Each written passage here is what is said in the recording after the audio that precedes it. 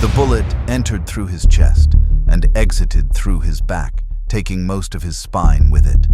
Officer Alex Murphy didn't feel the second shot, or the third. By the fourth, his nervous system had already begun its final shutdown, synapses misfiring in a cascade of electrical failure that his academy training had never prepared him for. He lay in the Detroit ruins, though Detroit was a name that would mean nothing in a few thousand years, choking on blood that tasted of copper and broken promises. Above him, the gang members were already walking away. He wasn't worth another bullet. The last thing he remembered was his son's face. 7 years old, gap-toothed smile. The memory felt warm against the creeping cold. Then, darkness swallowed everything. What came after the darkness was worse. Consciousness returned in fragments, each one sharp enough to cut.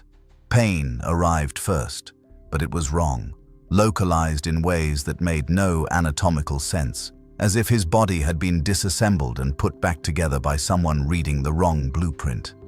He tried to open his eyes and discovered he had no eyelids. Vision simply activated, harsh and clinical, overlaying his field of view with data streams he couldn't interpret. Scrolling runes in a language that hurt to perceive.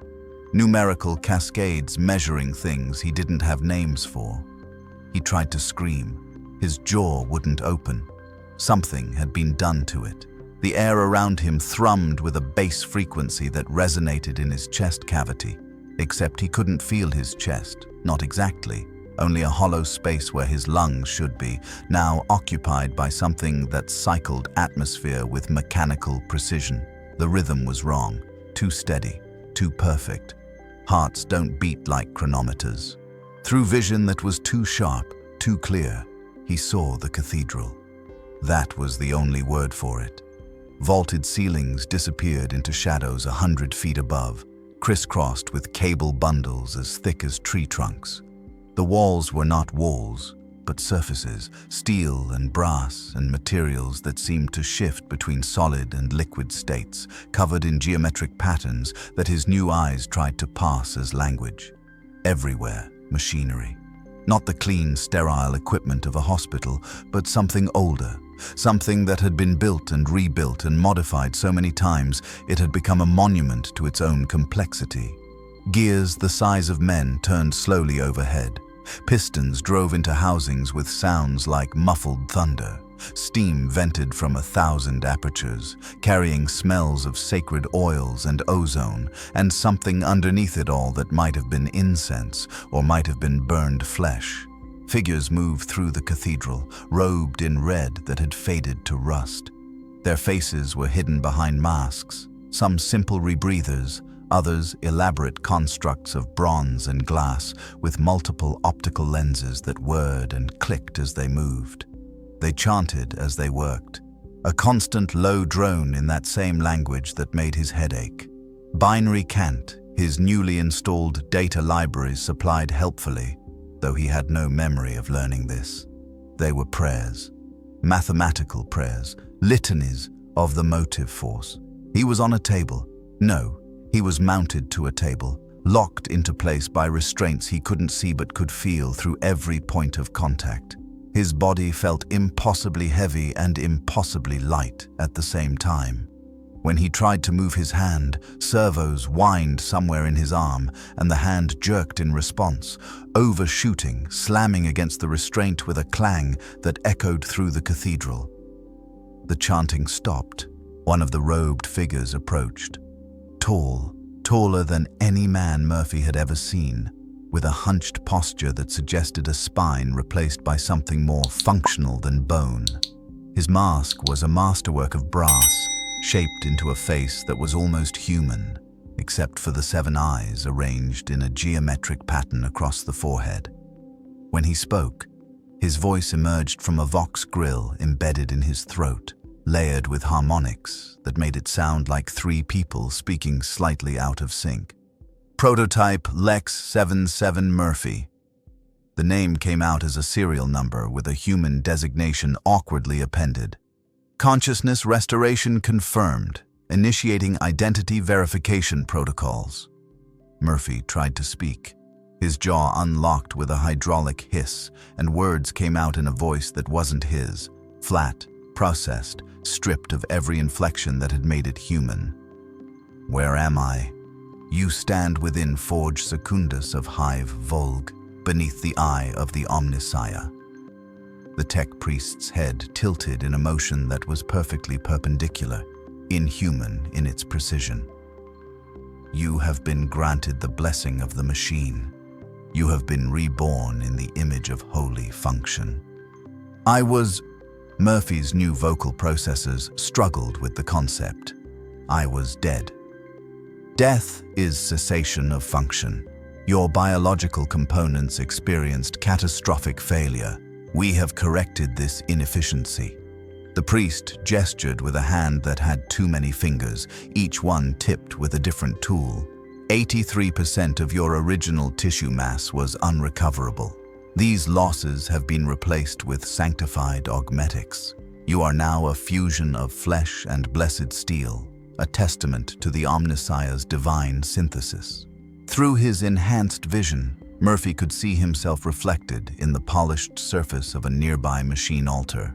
What looked back wasn't human. The face was a silver mask with a single dark strip where eyes should be. The body was a framework of gunmetal gray plating over synthetic musculature. Where skin should be, there were cables. Where bone should be, there were pistons. "What have you done to me?" "We have made you perfect." The tech priest leaned closer, his 7 eyes whirring as they focused independently. "You are Lex-77, first of the Arbitrator Mechanicus prototype series. You will bring the Omnissiah's law to the lawless. You will be justice without mercy, order without compromise." Deep in Murphy's reconstructed chest, something began to beat faster. Not a heart. He had no heart anymore, but a circulatory pump increasing its cycle rate in response to biochemical markers his organic components still produced. Fear. The body remembered fear even when it had stopped being a body.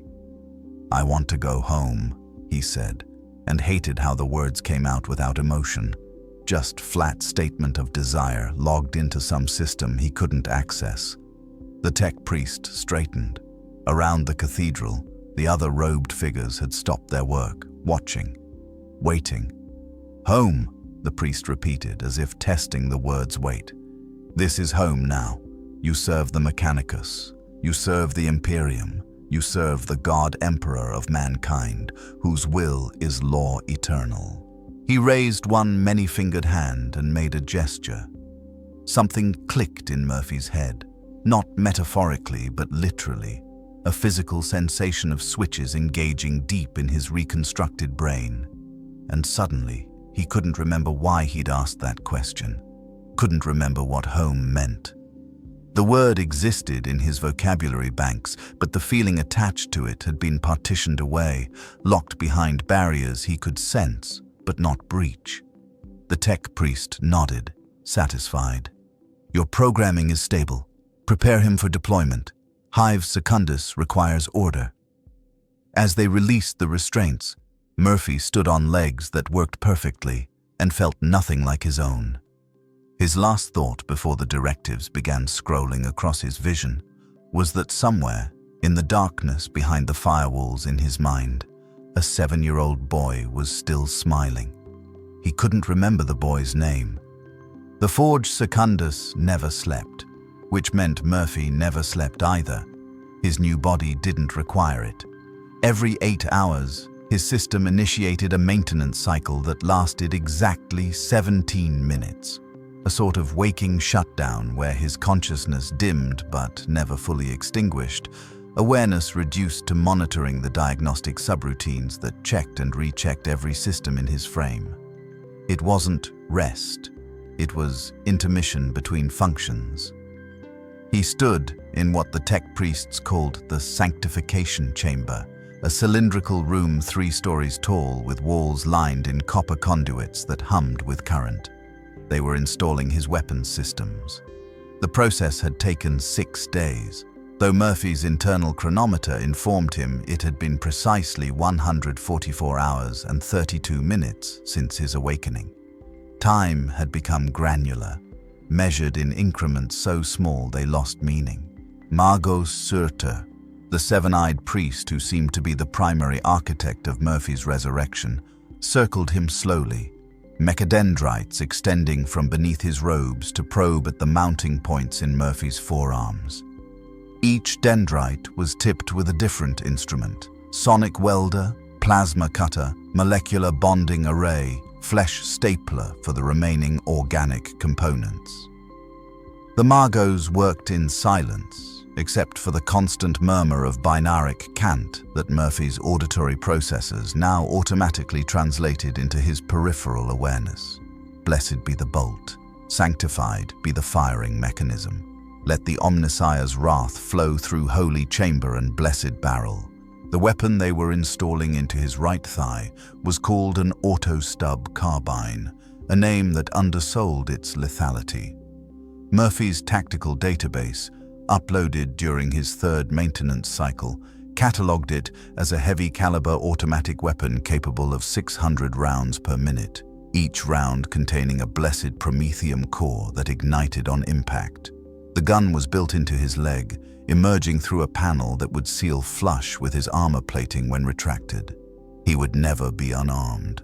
He would never be anything except armed. Flex the tertiary servo cluster, Magos Surtur commanded.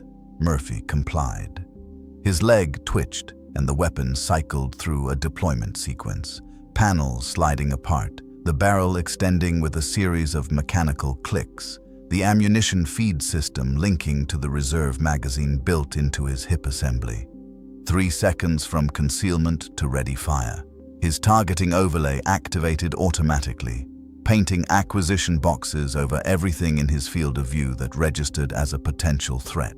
Which was everything. The overlay had to be manually disabled. Acceptable, Surtur said. The word carried no warmth, only assessment. Left arm mount next. The left arm received something they called a shock maul, a retractable baton that extended from his forearm and could deliver enough electrical charge to stop a human heart or overload basic machinery. For organics, they explained. The gun was for everything else. During the installation, Murphy tried to access the partitioned sections of his memory. The effort was instinctive, like tonguing a broken tooth. He knew there were things locked away behind the cognitive barriers. Faces, names, feelings that had been important before he became Lex-77. The blocks were sophisticated, adapting to his attempts to circumvent them. When he pushed too hard, his vision would static out for a moment, and a warning icon would appear in his peripheral display. Unauthorized neural access detected. Logging infraction. He stopped trying after the third warning. Some deep survival instinct, the last animal part of his brain that the Mechanicus hadn't replaced, understood that too many infractions would result in corrective measures he didn't want to experience. Your psychological integration metrics show instability, Magos Surtur said during Murphy's 5th day of weaponization. The Magos had paused in his work, all 7 eyes focused on Murphy's faceplate. Residual human emotional processing patterns. They will degrade operational efficiency. I can control them, Murphy said. Even to his own ears, the statement was hollow. Control is irrelevant. Elimination is optimal. Surtur's mechadendrite extended, its tip splitting open to reveal a neural jack. I can refine the partition protocols, remove the problematic engrams entirely. You would achieve perfect objectivity. Murphy's hand moved before he consciously decided to move it, grabbing the mechadendrite mid-extension, servos whining as his grip tightened enough to crack the casing. The Magos didn't flinch, but several other tech priests in the chamber stopped their work, turning to observe. No, Murphy said. Curiosity noted. Surtur made no attempt to pull his mechadendrite free. You cling to dysfunctional code. Explain. Murphy couldn't explain. didn't have words for the visceral rejection that had seized him at the thought of losing whatever fragments remained behind those barriers. He knew with absolute certainty that if those memories were deleted, he would become something that wasn't him, would cease to be anything except the machine they wanted him to be. "They make me effective," he lied. "Human intuition, pattern recognition beyond pure data analysis." Surtur's eyes whirred, each one focusing and refocusing independently, as if trying to read truth in Murphy's unchanging faceplate. After a long moment, the Magos retracted his mechadendrite. "Acceptable, for now. But understand, Lex-77, sentiment is corrosion. If it compromises function, it will be excised." He returned to his work, welding armor plates onto Murphy's shoulder assembly. The Omnissiah values efficiency above all. Flesh is weak, emotion is weaker. They finished the weapon installation on the 6th day. On the 7th, they moved to programming. The indoctrination throne looked less like furniture and more like an execution device. Murphy was locked into its embrace, head clamped immobile, neural jacks driven into the ports they'd installed at the base of his skull, while data flowed directly into his cognitive systems. Laws, thousands of them. The Lex Imperialis, the foundational legal code of the Imperium, each statute and subclause and amendment carved into his memory with perfect fidelity. Then the Lex Mechanicus, the cult's own regulations that governed everything from proper prayer protocols to the correct oil-blessing rituals for heavy machinery. The upload took 14 hours. Murphy experienced every second of it, consciousness stretched thin across the data stream, unable to sleep or disconnect as the laws embedded themselves into his decision-making architecture. By the time they unplugged him, he could recite every imperial regulation regarding proper waste reclamation in hive sectors, could quote the exact penalty for tech heresy versus standard heresy versus the 37 sub-classifications of heresy that fell between them. Death. Most of the penalties were death. The Imperium didn't believe in rehabilitation. "You are law-embodied," Magos Surtur said as Murphy rose from the throne on legs that shook despite their servo-stabilizers. "When you encounter criminals, you will know their crime instantly. You will dispense judgment without hesitation or doubt. You are the Omnissiah's justice made manifest." Murphy looked at his hands, gunmetal gray, each finger tipped with sensors that could detect everything from elevated heart rates to chemical traces of narcotic use. They'd made him into a walking crime scanner, a judge, jury, and executioner in a single armored package. "What if I judge wrong?" he asked. "The law does not permit error," Surtur replied, "and neither do you, not anymore." That night, though night and day held no meaning in the Forge's eternal industrial half-light, Murphy stood alone in his assigned sanctum, a cell-like chamber barely large enough for his frame. The walls were bare, except for a single icon, the skull and gear symbol of the Adeptus Mechanicus. He stared at it and tried to remember what he'd believed in before. Justice, maybe, protecting the innocent. Concepts that felt quaint now, childish in their simplicity. The Imperium didn't have innocence. It had only the loyal and the heretic, the functional and the obsolete. Somewhere behind the firewalls in his mind, that 7-year-old boy was still smiling. Murphy couldn't access the memory, but he knew it was there. A ghost trapped in his own machinery. He wondered if the boy would recognize what his father had become. They deployed him on the 8th day. Hive Secundus rose from the planet's surface like a cancerous growth, a city structure that housed 17 million souls across 200 vertical levels. Murphy saw it first from the transport's viewport, as they descended through cloud cover the color of spoiled milk, endless stacks of hab blocks and industrial sectors welded together over centuries, the whole mass held upright by foundation columns as wide as city blocks themselves. Smoke poured from 1,000 vents. The sky above the hive glowed a perpetual orange from the foundry fires that never went cold. His escort was a squad of Skitarii, the Mechanicus's cyborg soldiers, each one even less human than Murphy had become. They didn't speak during the descent, communicating in burst transmissions of binary that Murphy's systems could detect but not fully interpret. They regarded him with their augmetic eyes, assessing, calculating threat ratios. He was unknown, untested. In the Mechanicus hierarchy, that made him a potential malfunction. The transport landed on Platform 47, a maglev station serving the mid-hive commercial sectors. The moment the ramp descended, Murphy's sensory systems were overwhelmed by input. Thousands of people moving through the platform, each one generating data, thermal signatures, heart rates, chemical composition of their sweat, gait analysis suggesting everything from age to cybernetic augmentation. His targeting system tried to acquire all of them simultaneously, and his vision stuttered, unable to process the density.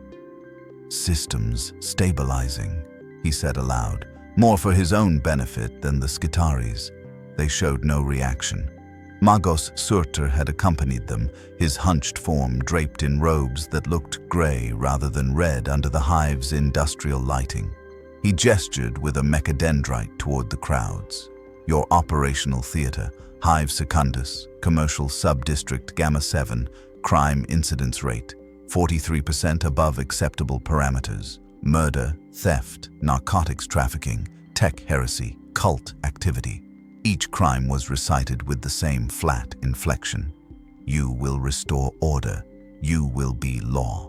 Murphy's tactical database supplied context. Gamma 7 was a transitional zone between the productive mid-hive and the anarchic underhive below.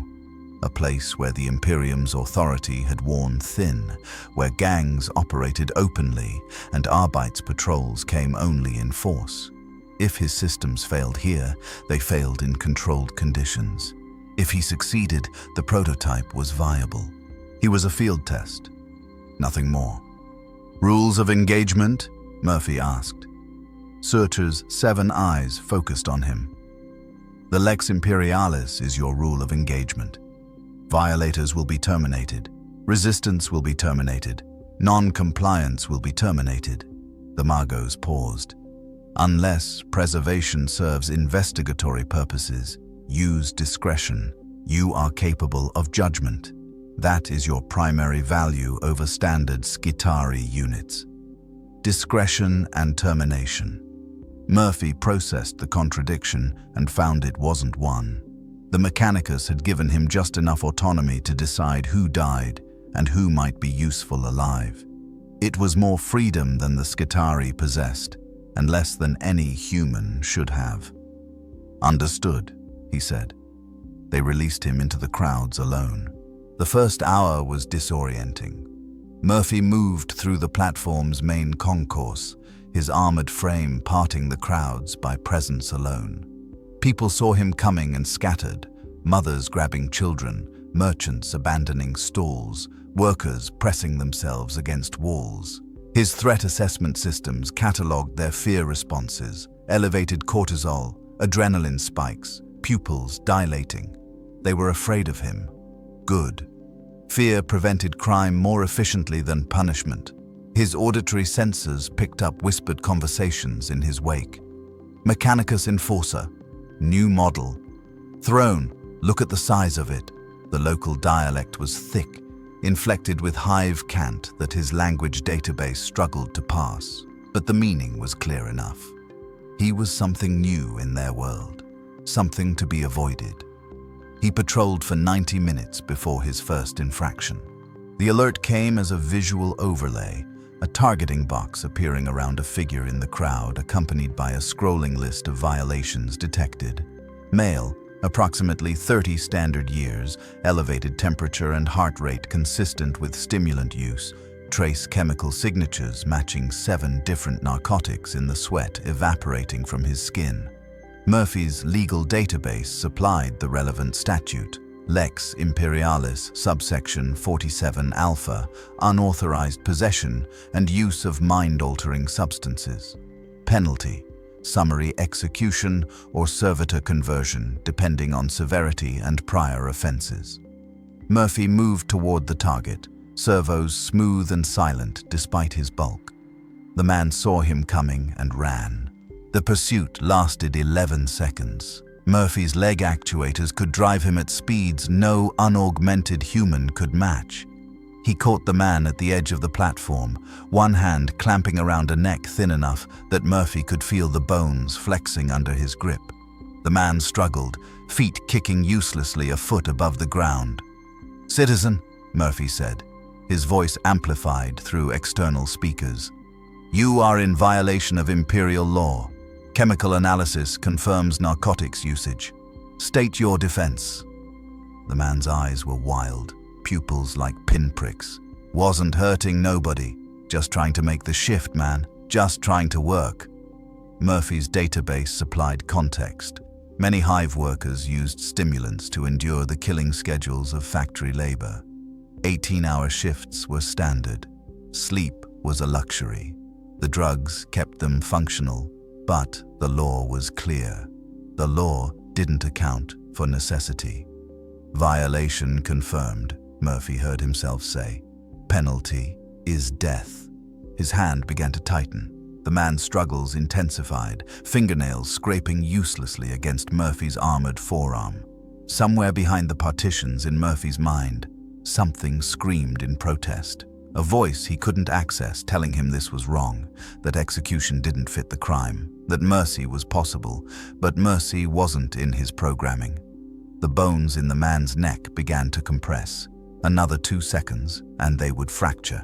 Murphy's internal chronometer counted down. 2, 1. He stopped. His hand opened and the man dropped, gasping, scrambling away on hands and knees before finding his feet and disappearing into the crowd. Murphy stood motionless, his systems flagging the action as an anomaly. Protocol deviation. His decision-making matrix had overridden standing orders. Why? He didn't have an answer, only the fading echo of that voice behind the firewall, the one that insisted there was a difference between law and justice. Magos Sueta's voice crackled through Murphy's Vox link, the Magos watching from somewhere in the crowd. Lex-77, explain non-compliance with termination protocol. Murphy's vocal processors engaged before his conscious mind had formulated a response. Target assessment, low priority offender. Termination would create civil unrest. Strategic decision to preserve operational efficiency.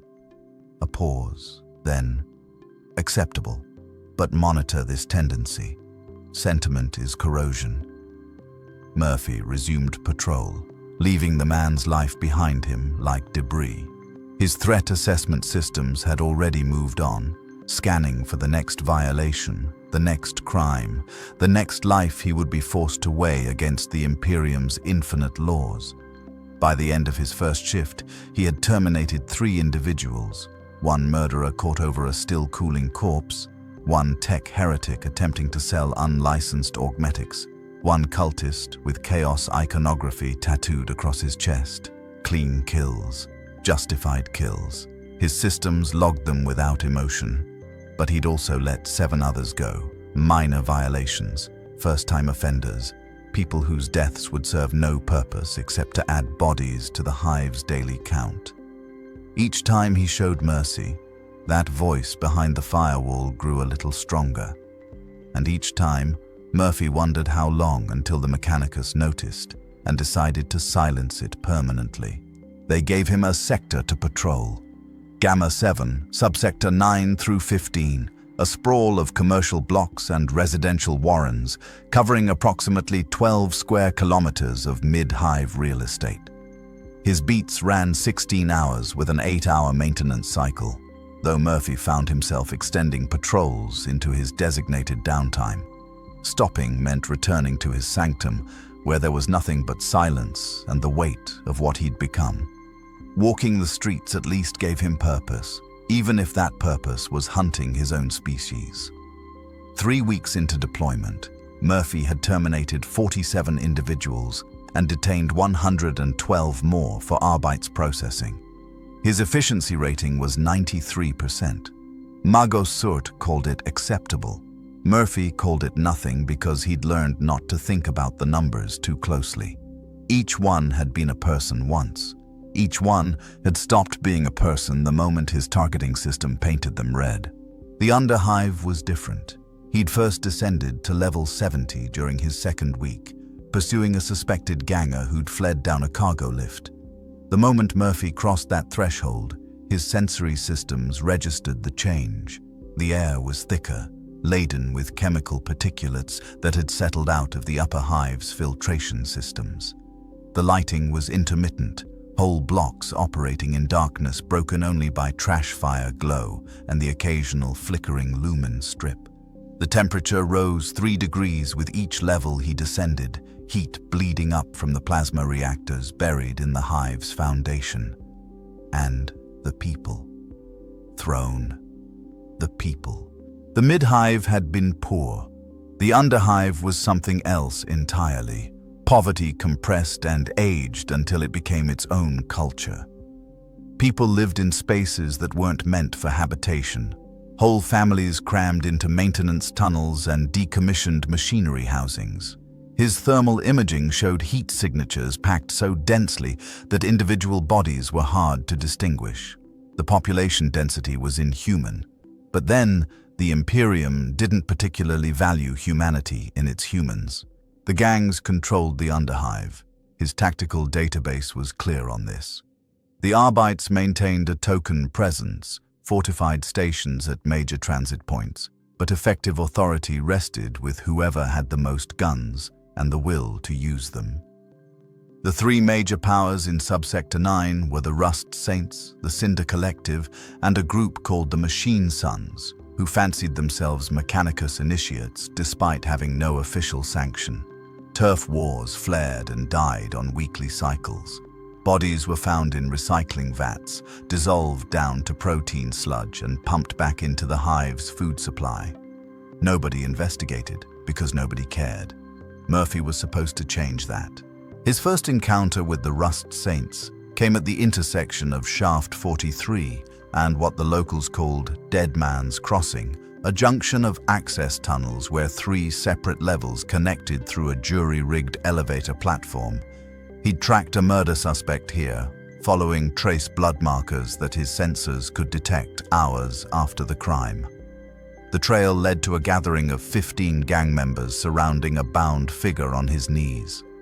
Murphy's threat assessment painted them all red. Armed, autopistols, stubbers, crude melee weapons. Several showed augmetic enhancements, black market surgeries that had given them targeting optics or reinforced limbs. The bound figure was pleading in a local dialect Murphy's database translated haltingly. Something about debts, about family, about mercy that wouldn't come. Murphy stepped into the pool of light cast by a chemical lamp, his servo motors the only sound in the sudden silence. "Citizens," his external speakers announced, "you are in violation of Imperial law. Attempted murder, assault, illegal assembly. Surrender for processing." For a moment, nobody moved. Then one of the gangers, a man with a patchwork face of scar tissue and what looked like a crude mechanical eye, bolted directly into his skull socket. Started laughing. The sound was wet, broken by whatever damage his throat had sustained. "You see this?" Patchwork said to his companions. "Mechanicus sent us a tin man. They think we're worth the fancy toys now." Murphy's targeting system acquired all 15 simultaneously. Threat assessment, moderate. Small arms fire would damage his outer plating, but wouldn't penetrate to critical systems. He could neutralize the entire group in approximately 23 seconds with acceptable ammunition expenditure. Final warning: surrender or be terminated. Patchwork's grin widened. He drew a stub pistol from his belt, crude but functional, and fired 3 rounds into Murphy's chest. The impacts registered as minor kinetic trauma, scorching the paint but failing to breach armor. Murphy's threat assessment automatically upgraded from moderate to imminent. His auto-stub carbine deployed from his thigh mount in 3 seconds. The next 10 seconds were violence so precise it looked choreographed. Murphy's targeting system painted firing solutions faster than human reflexes could track. His first burst caught patchwork center mass, the blessed promethium rounds igniting inside his chest cavity and turning his torso into a brief candle. The second ganger died before his leader hit the ground, skull punched open by a 3-round burst. The third tried to run and made it 4 steps before Murphy's targeting system compensated for movement and put 2 rounds through his spine. The rest scattered, survival instinct finally overriding bravado. Murphy let them go. His tactical assessment calculated that survivors spreading word of his capabilities served deterrent purposes. Terror was a tool. The Mechanicus understood this. The bound man was still alive, staring up at Murphy with eyes wide enough to show white all around the iris. His heart rate was spiking. Murphy's sensors could literally see the pulse hammering in his carotid artery. "Identify yourself," Murphy commanded. Seth Margan. "I'm nobody, just a promethium hauler. I didn't do nothing they said I owed." "Why did they want to kill you?" "Debts. My hab section. We couldn't make quota on the tithes. Rust Saints said we owed them for protection, but we ain't got nothing. They were gonna make an example." The words tumbled out, fear making him ramble. "Please, I got kids. I got 3 kids, and my wife, she's sick. Please don't." Murphy's database supplied the relevant statutes. Debt enforcement killings were technically illegal, but rarely prosecuted in the underhive. Magistratum policy was to let the gangs self-regulate as long as violence stayed contained. It was pragmatic, efficient, wrong. "You're coming with me," Murphy said. He cut the man's bonds and escorted him up through the levels, back toward the Arbit's station at level 60. The man kept trying to thank him, kept asking if he was going to be arrested, kept talking in a nervous stream that Murphy's processors relegated to background noise. At the station, Murphy turned him over to the duty officer with a terse report. Victim of attempted gang execution, witness to Rust Saints activity, potential intelligence asset.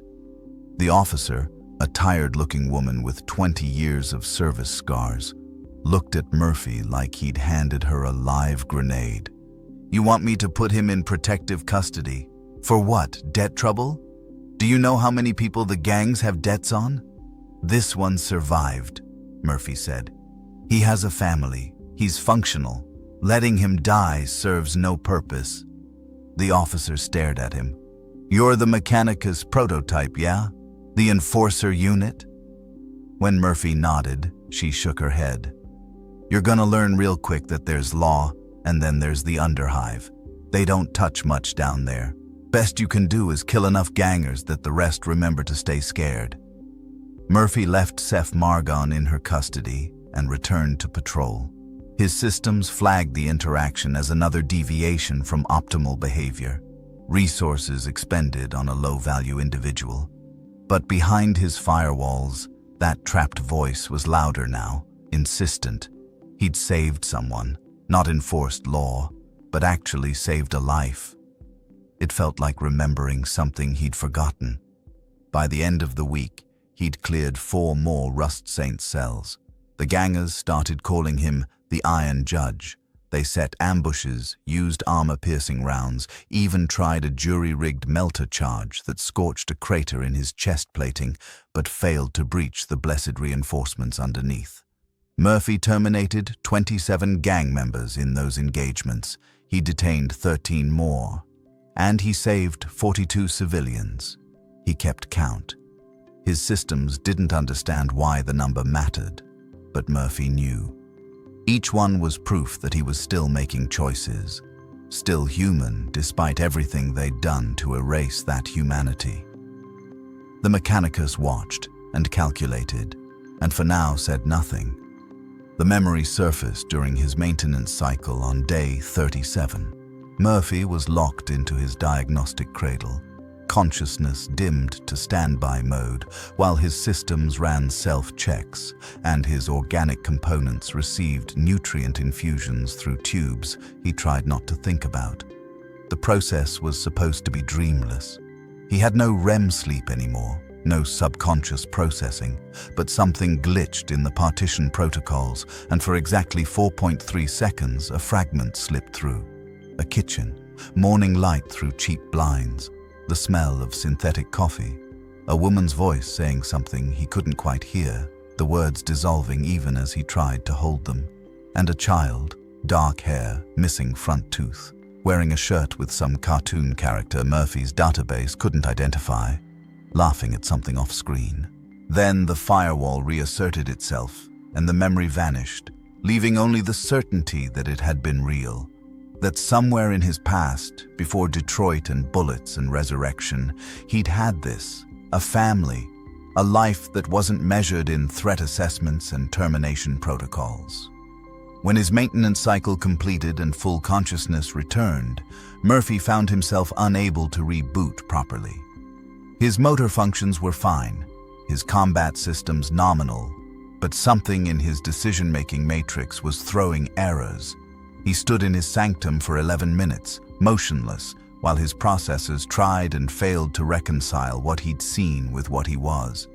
The Mechanicus had given him laws, thousands of them, but they'd left the one thing that mattered, the memory of who he'd been protecting when he wore a badge instead of armor plating.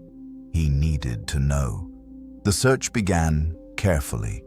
Murphy couldn't access his partitioned memories directly, but he could analyze the gaps. His personnel file listed him as Lex-77 Murphy, the Murphy clearly being a surname retrofitted onto his serial designation. That meant his original identity was part of the official record, just locked away. Somewhere in the Mechanicus databanks, there was a file explaining who Alex Murphy had been. He started with public records, using his security clearance to access the hive's census data. Searching his own name produced nothing. Either it had been scrubbed or he'd never existed in this hive's records. But the Mechanicus had to have sourced him from somewhere. His body had been damaged beyond recovery, according to Magos Surter, but not destroyed. Someone had delivered his remains to the forge. The answer came 3 days later during a routine patrol. Murphy was processing a detained narcotics dealer when he noticed the man's intake form listed a place of origin. Off-world import, Detroit Industrial Complex, deceased upon arrival. Detroit. The name triggered something in Murphy's databases, a fragment of data his systems had retained even though the memory attached to it was locked away. He'd come from off-world, from a place called Detroit. That night, measured by his internal chronometer since the forge never darkened, Murphy broke into the Mechanicus records archive. It wasn't technically breaking in. His security credentials granted him access to most non-sacred areas of the forge, but the personnel resurrection files were sealed behind genetic locks and encryption that would log any access attempt. Murphy used a trick he'd learned watching tech priests work. He physically disconnected his network transponder, making his presence invisible to the system, then interfaced directly with a tertiary data terminal in a forgotten subchamber 3 levels below his sanctum. The files were there. Rows and rows of digital souls, people who'd been rebuilt, augmented, converted into something useful. The Mechanicus kept meticulous records. Every component, every augmentation, every behavioral modification was documented with religious precision. Murphy found his entry filed under Prototype Assets, Lex Mechanicus Program, Test Subject 77. His hands, servo motors whining softly, pulled up the file. Subject designation, Lex-77, Murphy, Alex J. Origin, Detroit Industrial Complex. Sector designation lost acquisition status. Salvaged from critical failure event. Law enforcement personnel. Multiple ballistic trauma. Organic retention, 17%. Neural tissue, partial circulatory system, fragment dermis. Augmentation grade, Omega class full conversion cyborg behavioral conditioning, standard Lex Mechanicus programming, plus emotional partition protocols, family status prior to acquisition, family status sealed. Murphy stared at the words, his visual processors refusing to move past them. The Mechanicus knew. They had the information. They deliberately locked it away where he couldn't reach it. Why? His systems supplied the answer even as he asked. Because family was weakness. Because remembering love meant remembering loss. Because an enforcer who knew what he'd left behind might hesitate, might make the wrong choice, might value human life over the cold mathematics of law and order. They'd stolen his past to perfect his function. Murphy tried to access the sealed section. His security credentials were rejected immediately, and a warning icon appeared in his visual display. Unauthorized access attempt, logging for review. He had perhaps an hour before someone noticed, maybe less. He kept searching. The file contained other details, medical specifications, weapon system integration reports, psychological evaluations conducted during his reconstruction. One entry caught his attention. Day 4. Post-resurrection. Subject exhibits persistent attempts to access partitioned memories. Emotional response markers indicate distress. Recommend additional cognitive suppression. Magos Surta response. Denied. Subject's residual humanity may prove useful for judgment protocols. Monitor and contain rather than eliminate. They'd known. From the beginning, they'd known he was fighting the programming. And they'd allowed it because it made him useful, made him something more than a drone with a gun. Murphy was about to disconnect when he found one more file buried in the acquisition records. A data packet transmitted from whoever had sold his body to the Mechanicus. It contained a single image file, partially corrupted, but still viewable. He opened it. The woman was dark-haired, pretty in a tired way that spoke of long shifts and life in an industrial sector. She was holding a child, the child from his glimpsed memory, front tooth missing, grinning at the camera. Both of them were smiling. Behind them, partially visible, was a man's arm around the woman's shoulders. Murphy's hand. He recognized it by the scar on the knuckle, a mark his current body no longer bore. His family, his wife, his son. The image had no names, no dates, no context except what his blocked memories whispered. But it was them, the people he'd protected when he carried a badge. The reason he'd become a cop in the first place. Back in a life so distant, it might as well have been another person's. A notification flashed across his display. Security alert. Unauthorized access detected. Dispatch in progress. Murphy purged his connection and fled the archive, moving through the Forge's service tunnels with the grace of long practice. By the time the Skitarii arrived to investigate, he was back in his sanctum, locked into his maintenance cradle, running a false diagnostic cycle that his logs would show had been active for the past 3 hours. But the image was still there in his memory buffers, saved in a hidden partition his own code had created. The Mechanicus had taught him to compartmentalize. Now he used that skill against them, hiding the one thing that mattered behind firewalls of his own design. He had a family, or had one.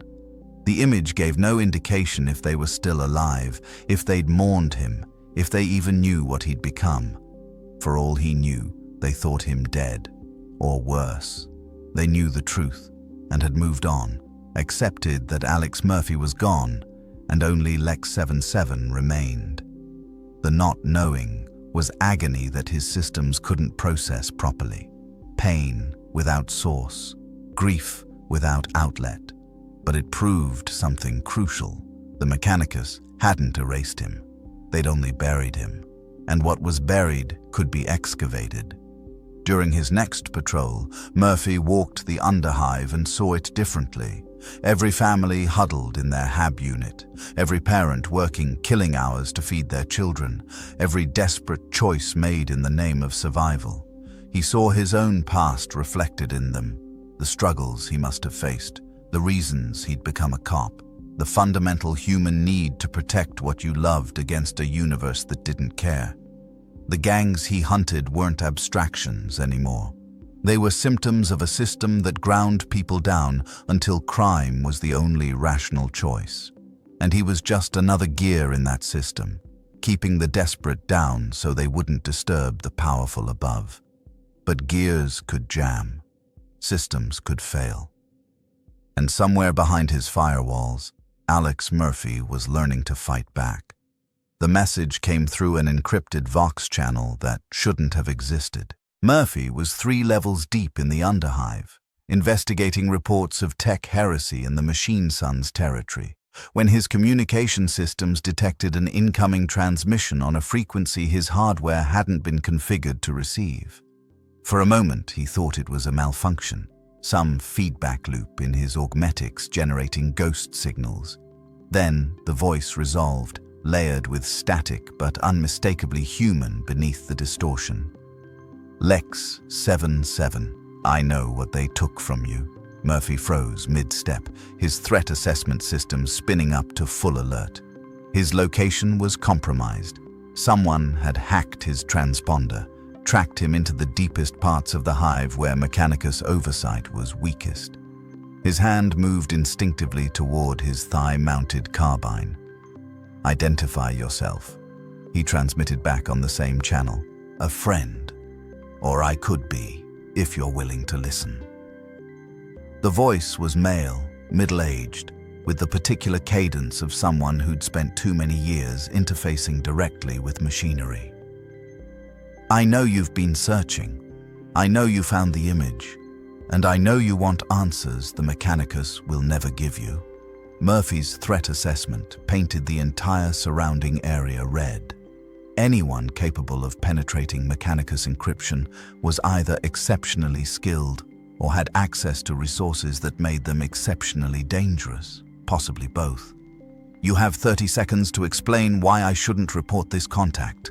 Because I can tell you about your family. The words hit like a bolt round. Your wife, your son, what happened to them after you died. And I can tell you what the Mechanicus plans to do with you once your field trials are complete. Murphy's motor functions locked for a full 2 seconds, an eternity by his system's standards. When his vocal processors re-engaged, his voice came out with an edge his programming wasn't designed to produce. You're lying. Test me. Your wife's name was Ellen. Your son was David. He turned 8 3 months after your funeral. They held a memorial service in Sector 43 of the Detroit complex. Your partner, a man named Lewis, gave the eulogy.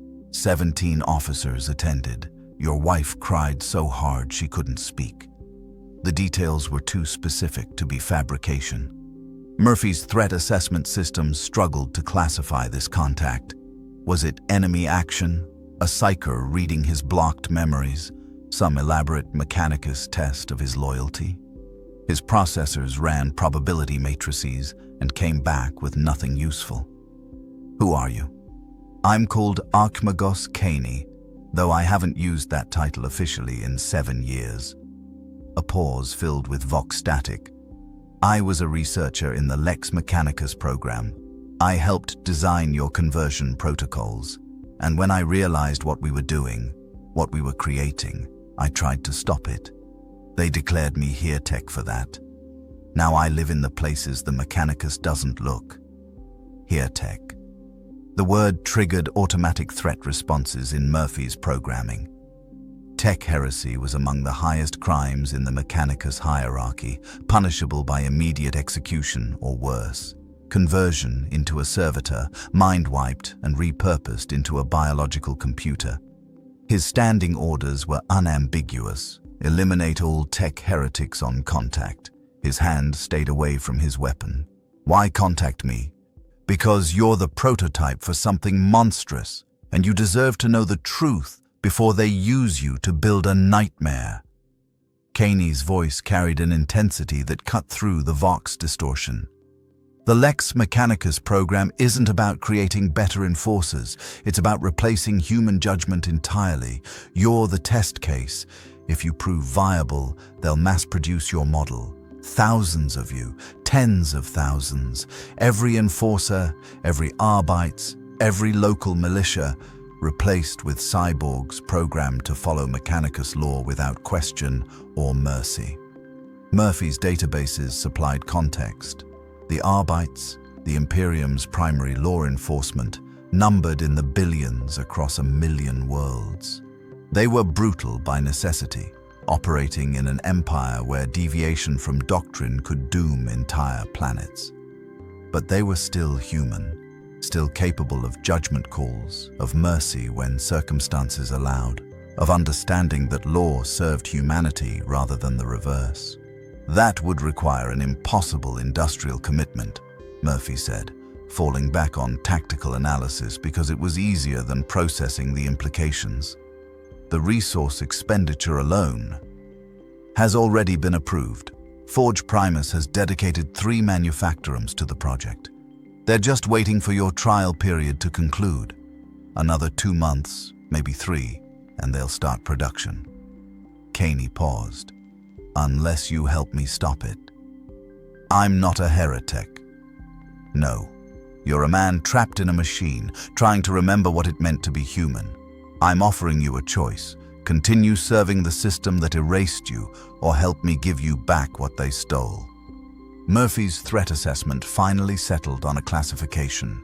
Extreme danger, but not immediate. This was manipulation, sophisticated and targeted. But the core question remained. Was Kaney lying? His systems had no way to verify the claims about mass production or his own family.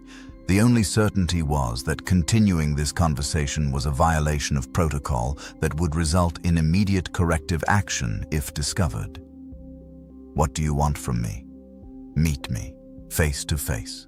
I have equipment that can bypass your partition protocols, temporarily, safely. Let me show you your memories. Let you see your wife and son clearly, just for a moment. Then decide if you want to help.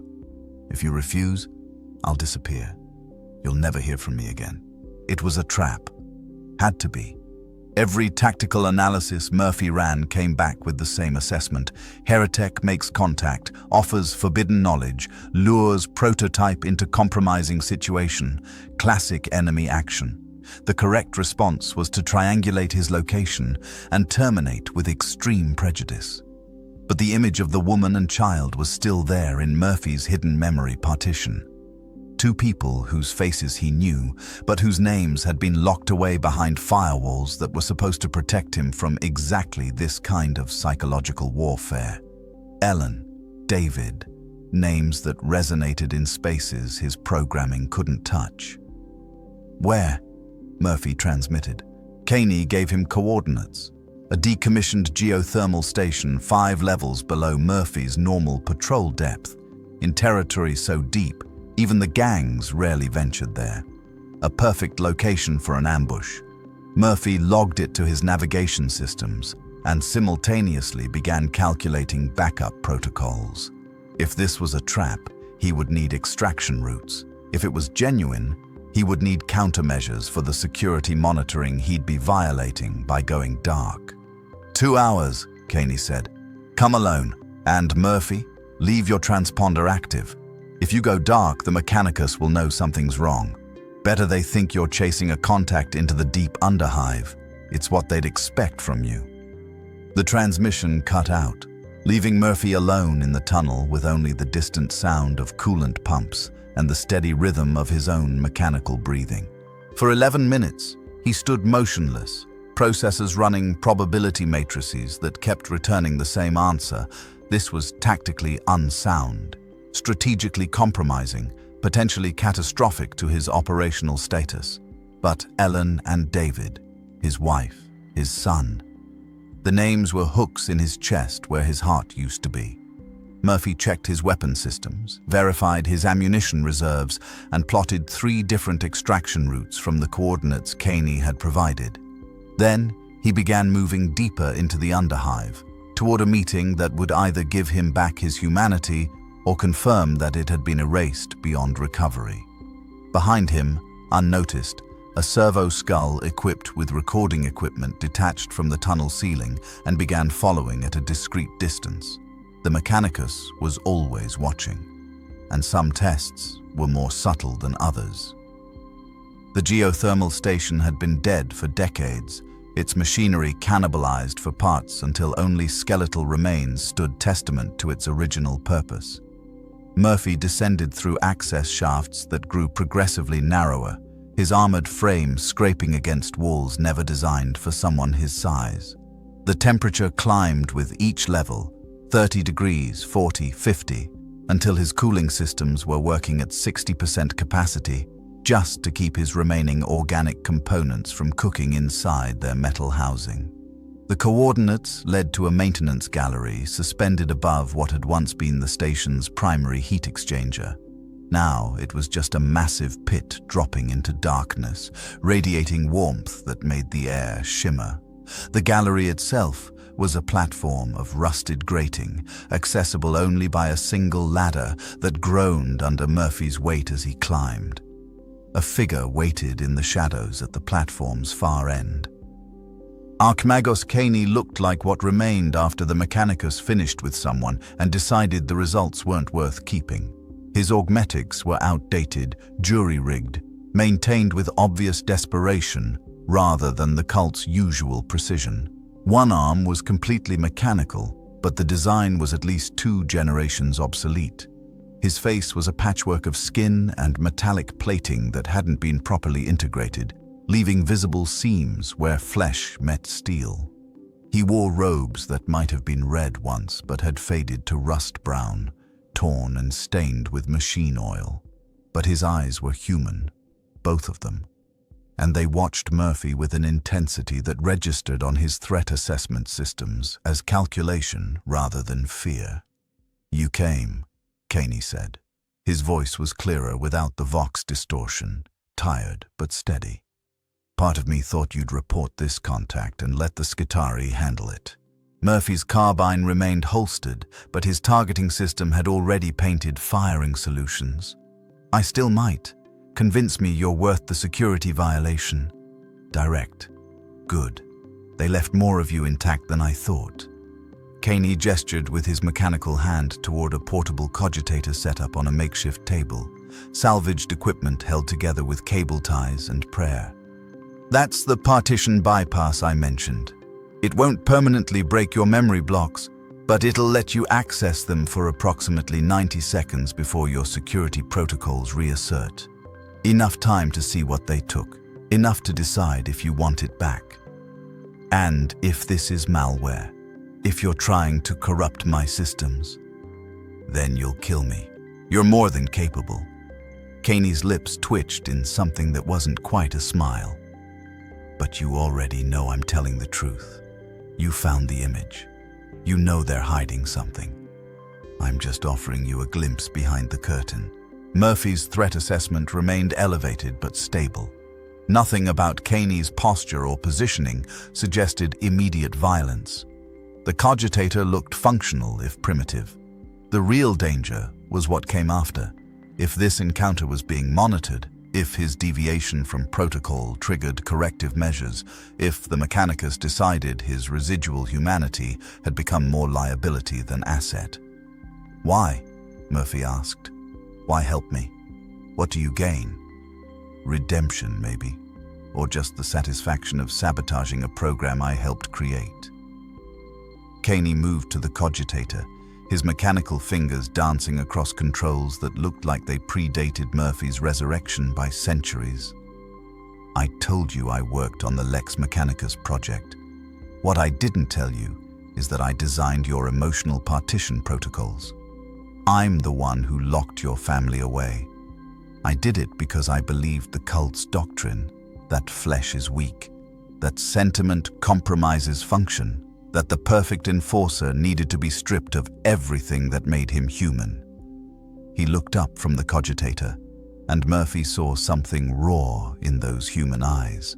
Then I watched the first field tests, watched subjects like you terminate people for crimes that didn't warrant death, watched them follow orders without question, without mercy, without understanding that law is supposed to serve humanity, not replace it. And I realized we weren't creating enforcers, we were creating executioners, automated death dispensers programmed to follow doctrine regardless of context or consequence. The Imperium already has those, Murphy said. They're called servitors. Exactly. And if the Lex Mechanicus program succeeds, that's what the entire law enforcement apparatus becomes. Servitors with just enough autonomy to feel guilt, but not enough humanity to act on it.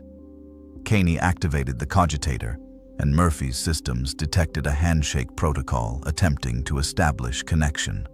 You're the prototype, the proof of concept.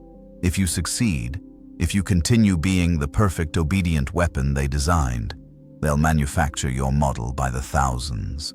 But if you fail, if you prove that human emotion is incompatible with Mechanicus programming, the entire project dies. Murphy processed the implications. You want me to malfunction. I want you to remember who you were, what you fought for, then make your own choice about what you become.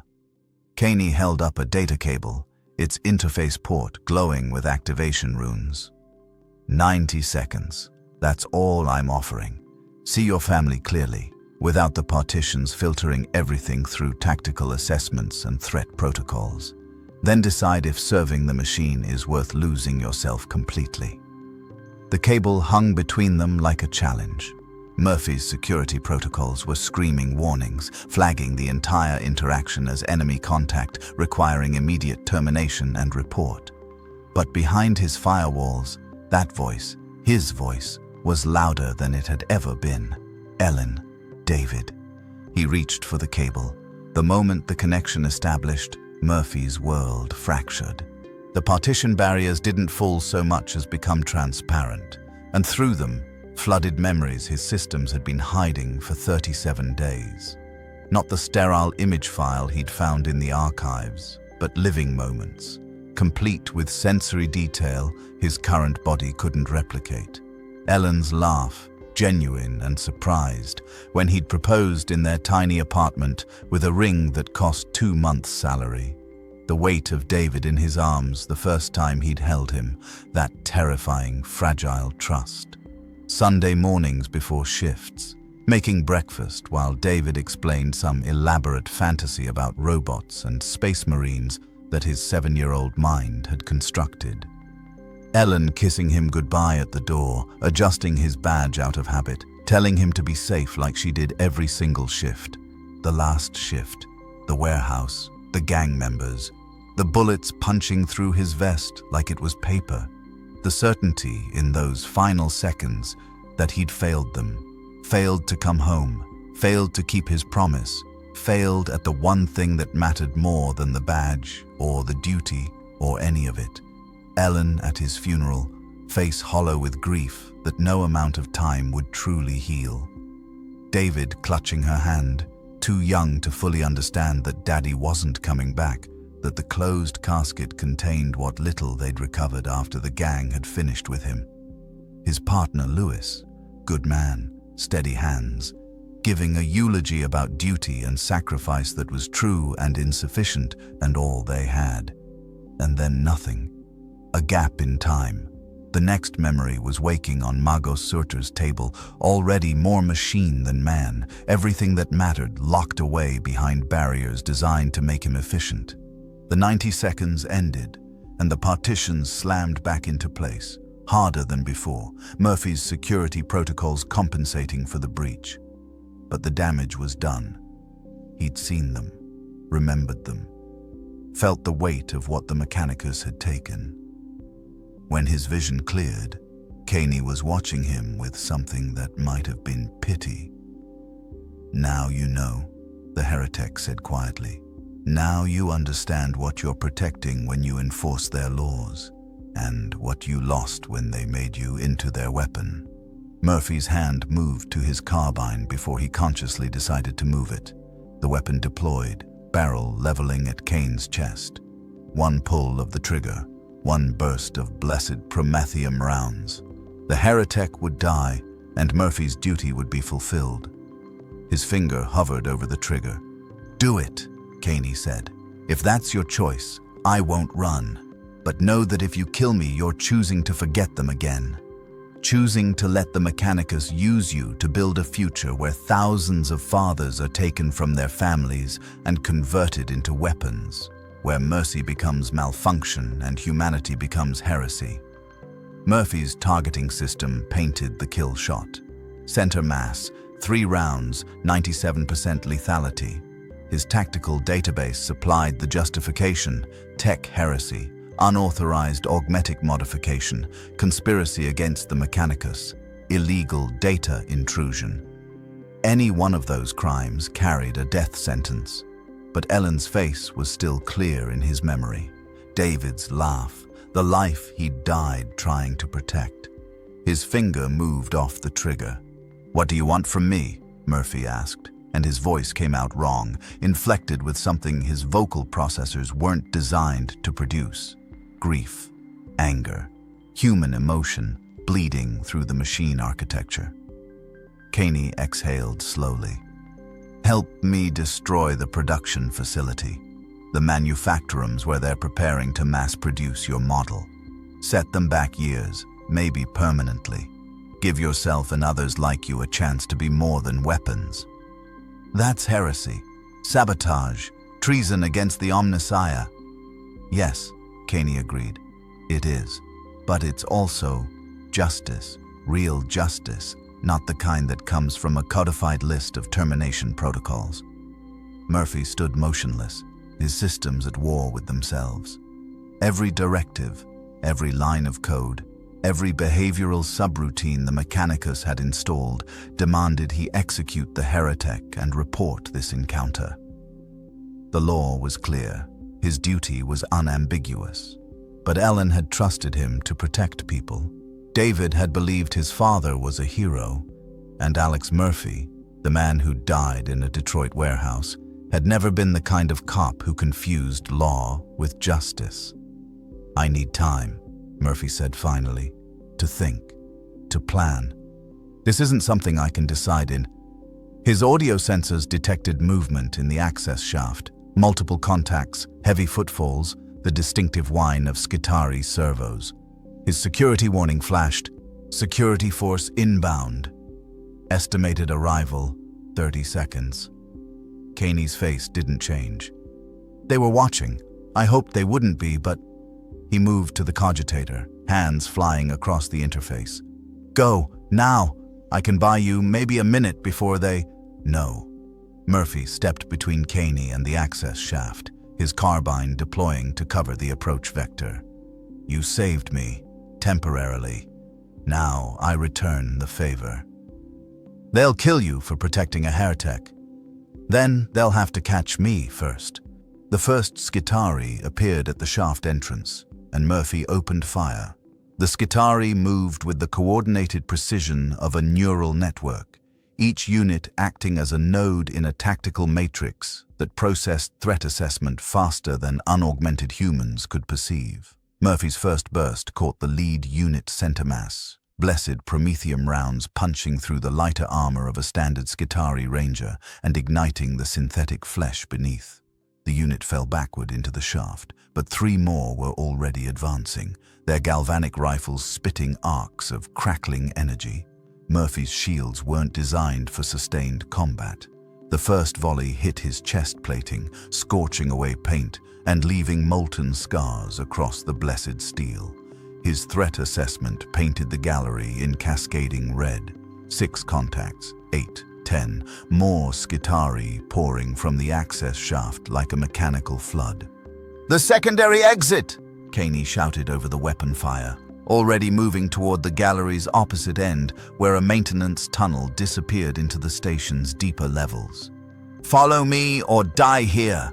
Murphy fired covering bursts as he retreated, his targeting system tracking multiple threats simultaneously. A Skitarii vanguard rushed him with a taser goad, and Murphy caught the weapon with his free hand, servos straining as he redirected the thrust into another attacker.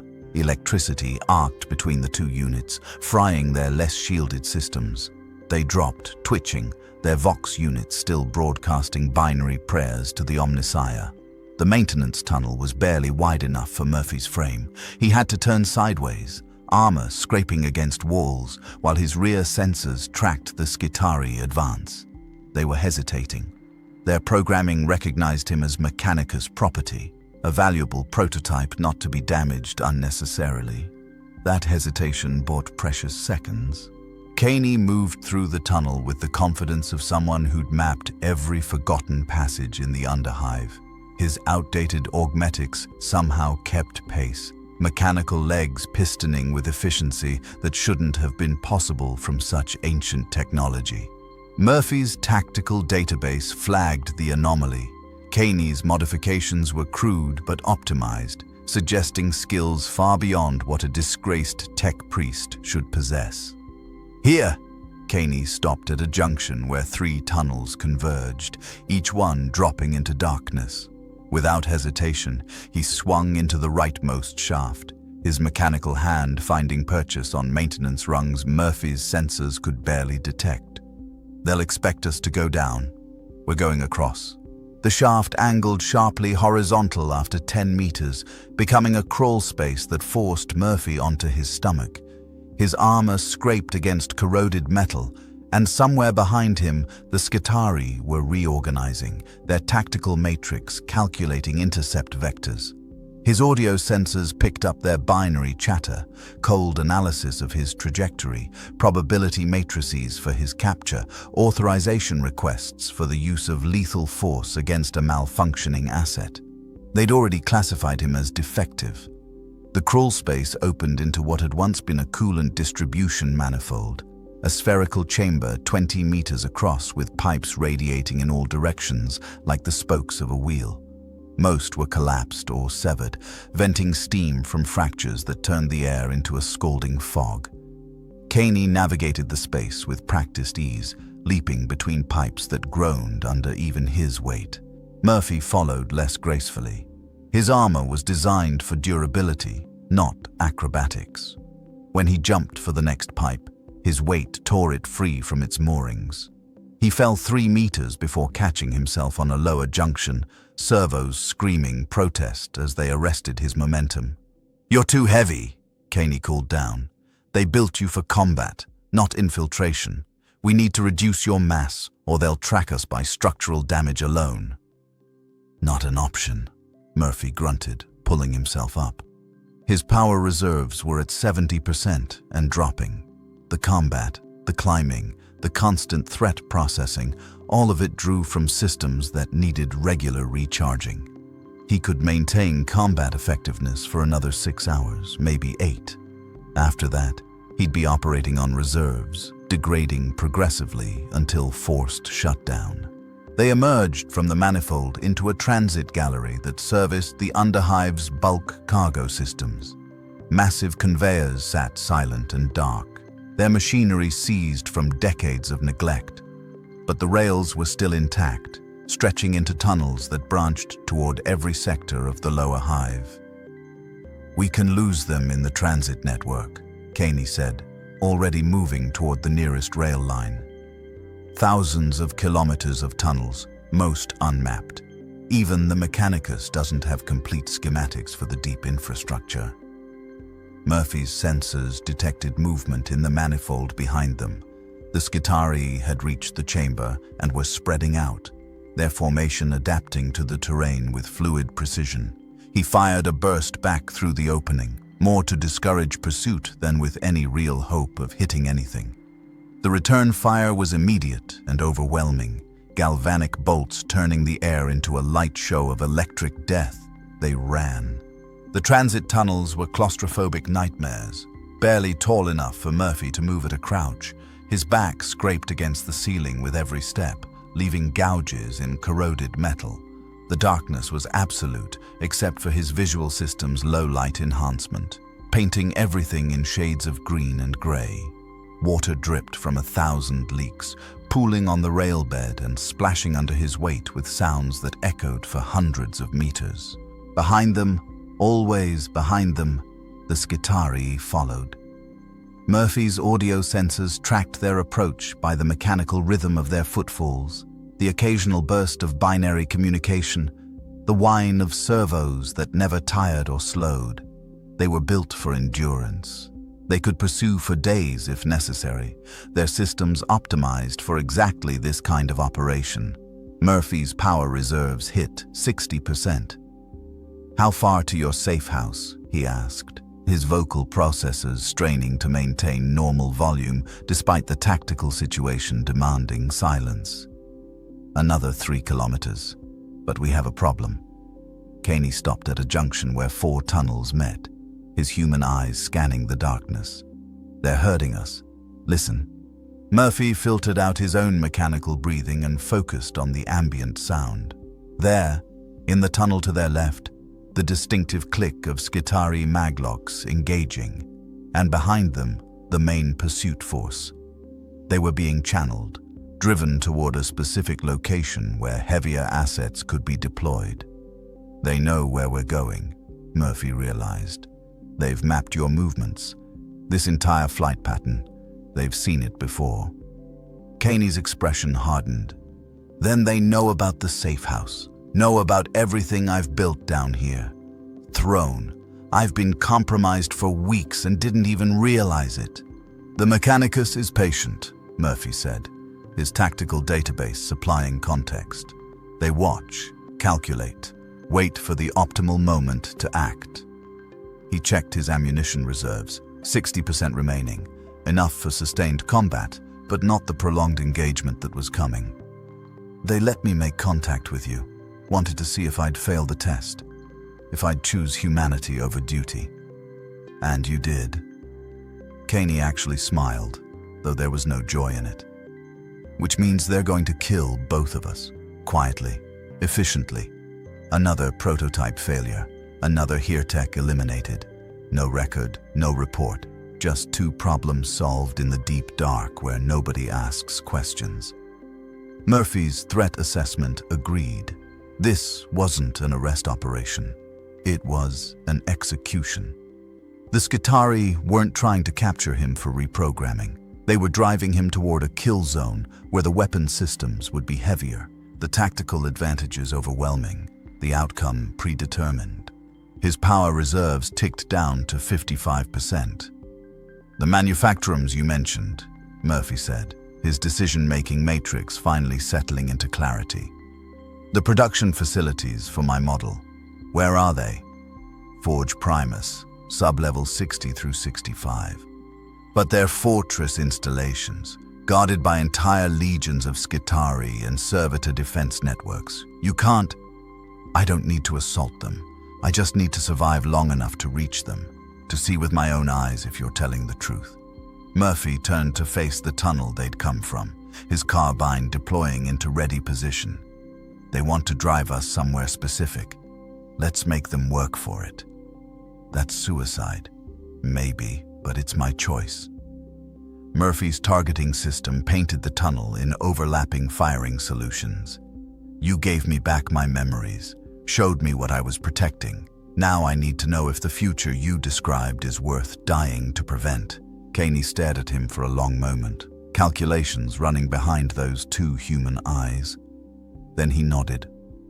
"There's a side passage 200 meters ahead, hidden behind a collapsed conveyor assembly. It leads to the ventilation systems, tight spaces where your armor won't fit but where I can move. I'll draw some of them off, give you a chance to break the containment pattern. They'll kill you. Probably. But I'm the one who built your cage, Murphy. Least I can do is help you break out of it."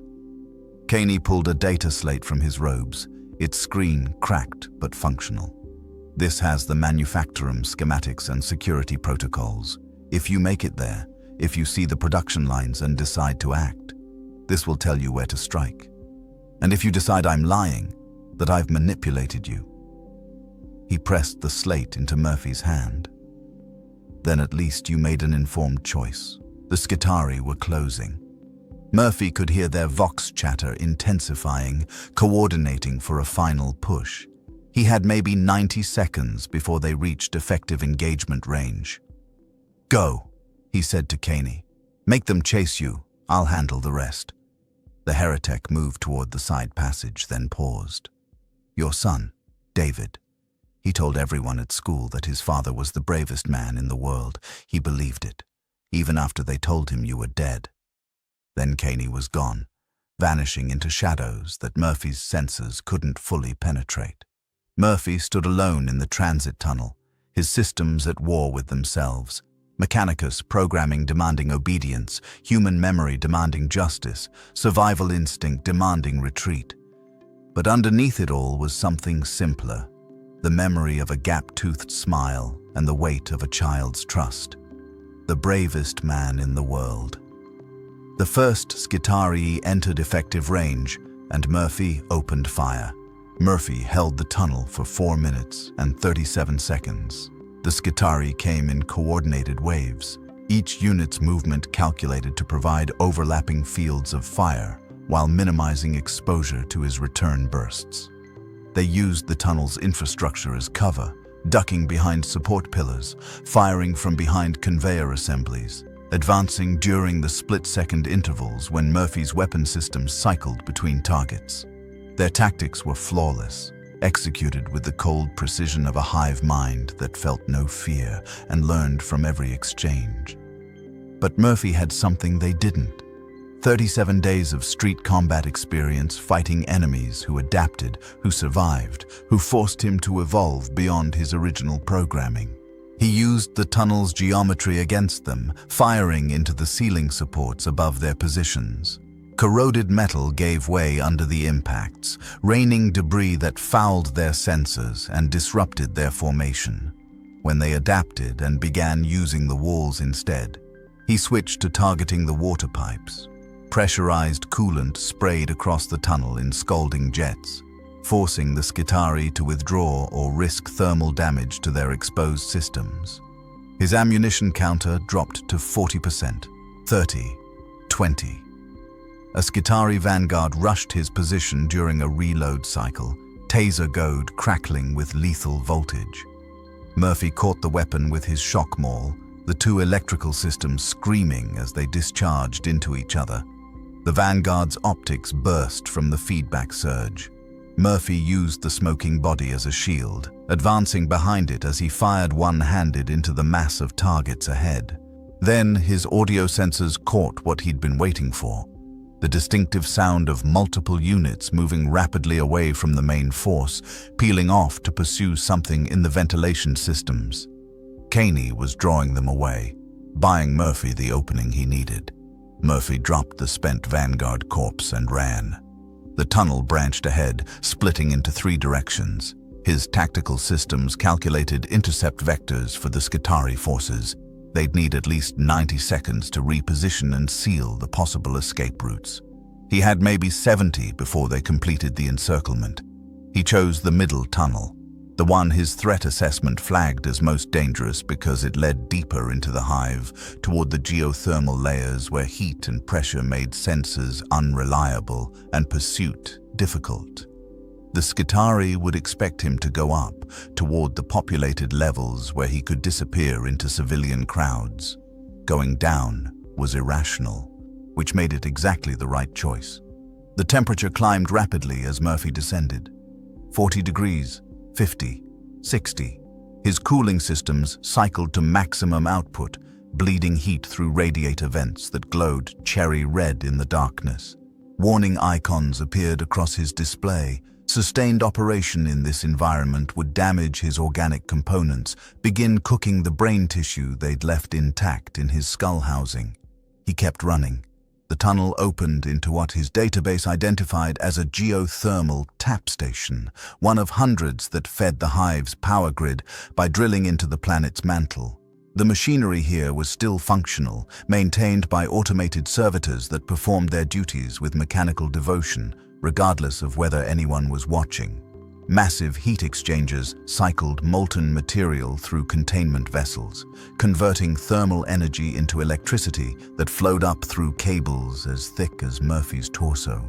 The heat was unbearable, 85 degrees and rising. Murphy's organic components were shutting down, his remaining biological functions entering emergency conservation mode. He had perhaps 5 minutes before permanent damage occurred.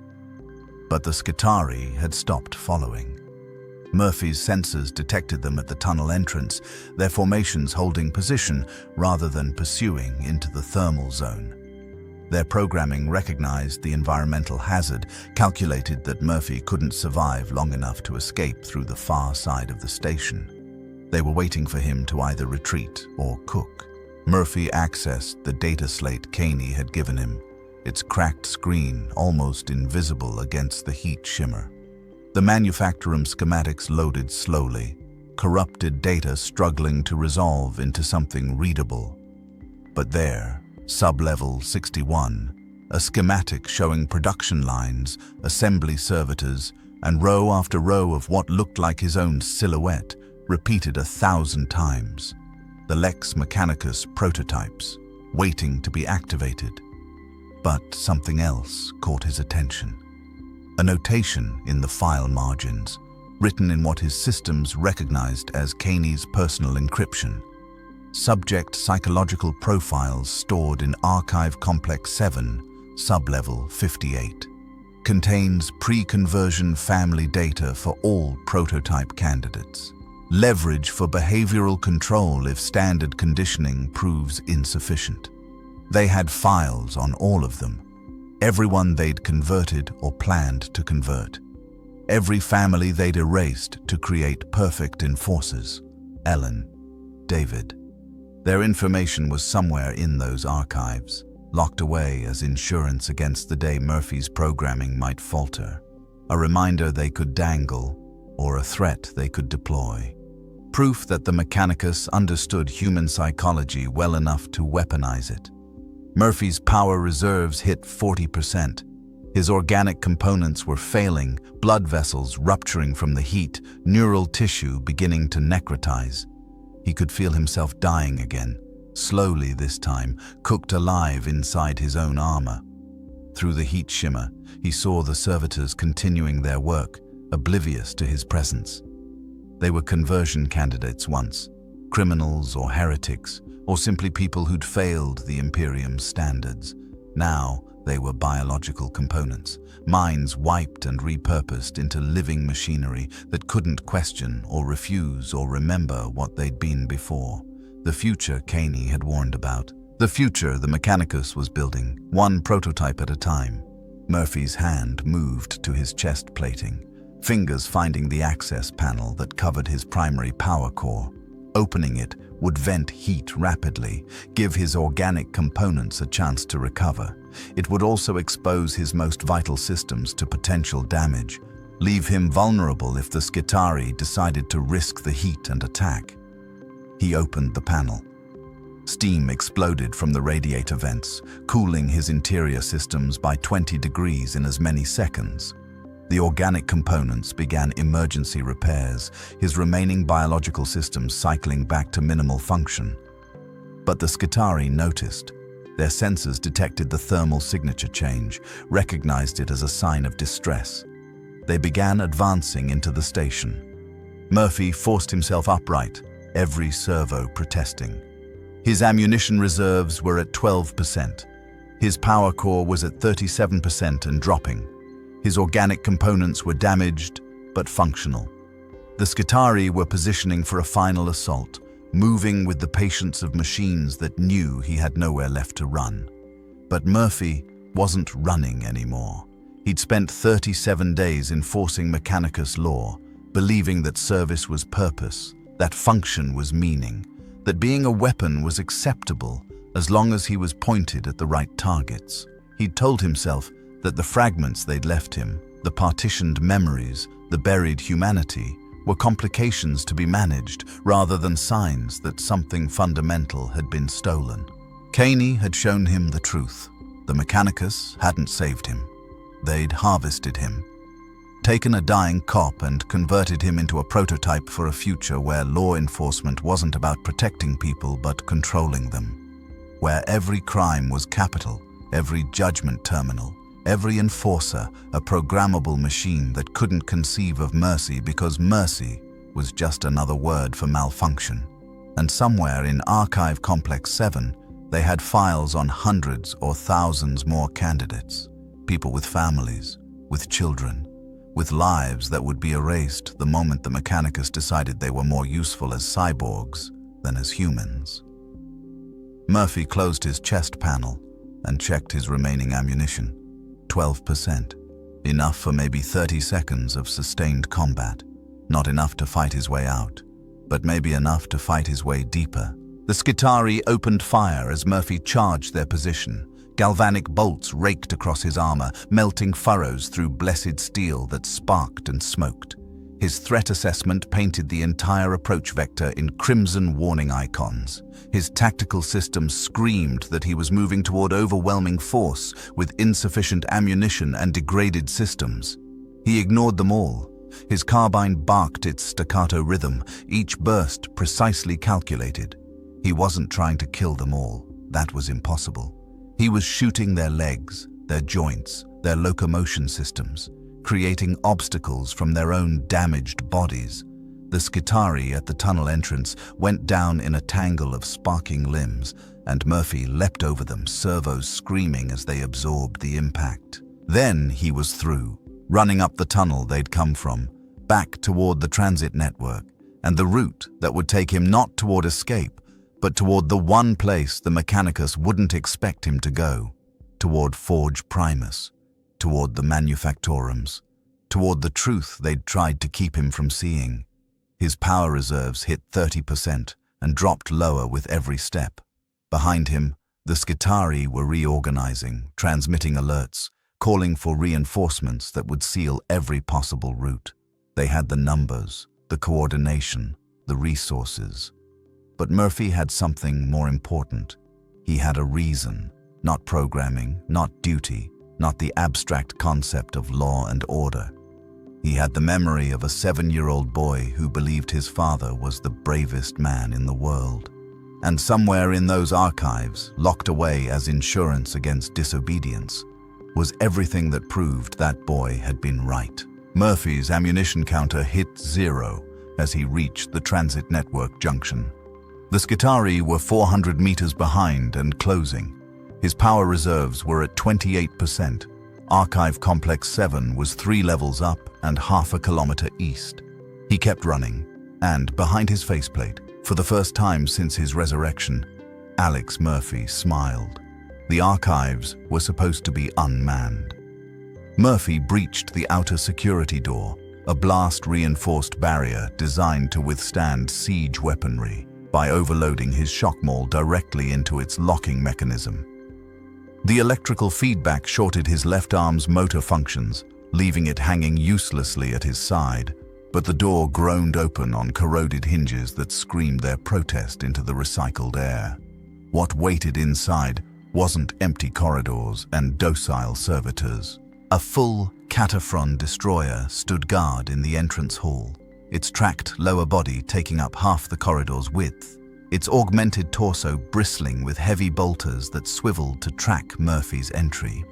Behind its armored bulk, Murphy's sensors detected at least 6 more Skitarii and something larger. Heat signature suggesting a Castellan battle servitor, one of the Mechanicus's heavy combat platforms. They'd been waiting, not responding to his breach, waiting. Prototype Lex-77. The voice came from speakers embedded in the walls, Magos Surta's tri-layered harmonics filling the space. You have deviated from acceptable operational parameters. You have consorted with a heretic. You have attacked Mechanicus forces. These are capital infractions. Stand down for deactivation and analysis. Murphy's functional hand moved to his carbine before his tactical systems reminded him it was empty.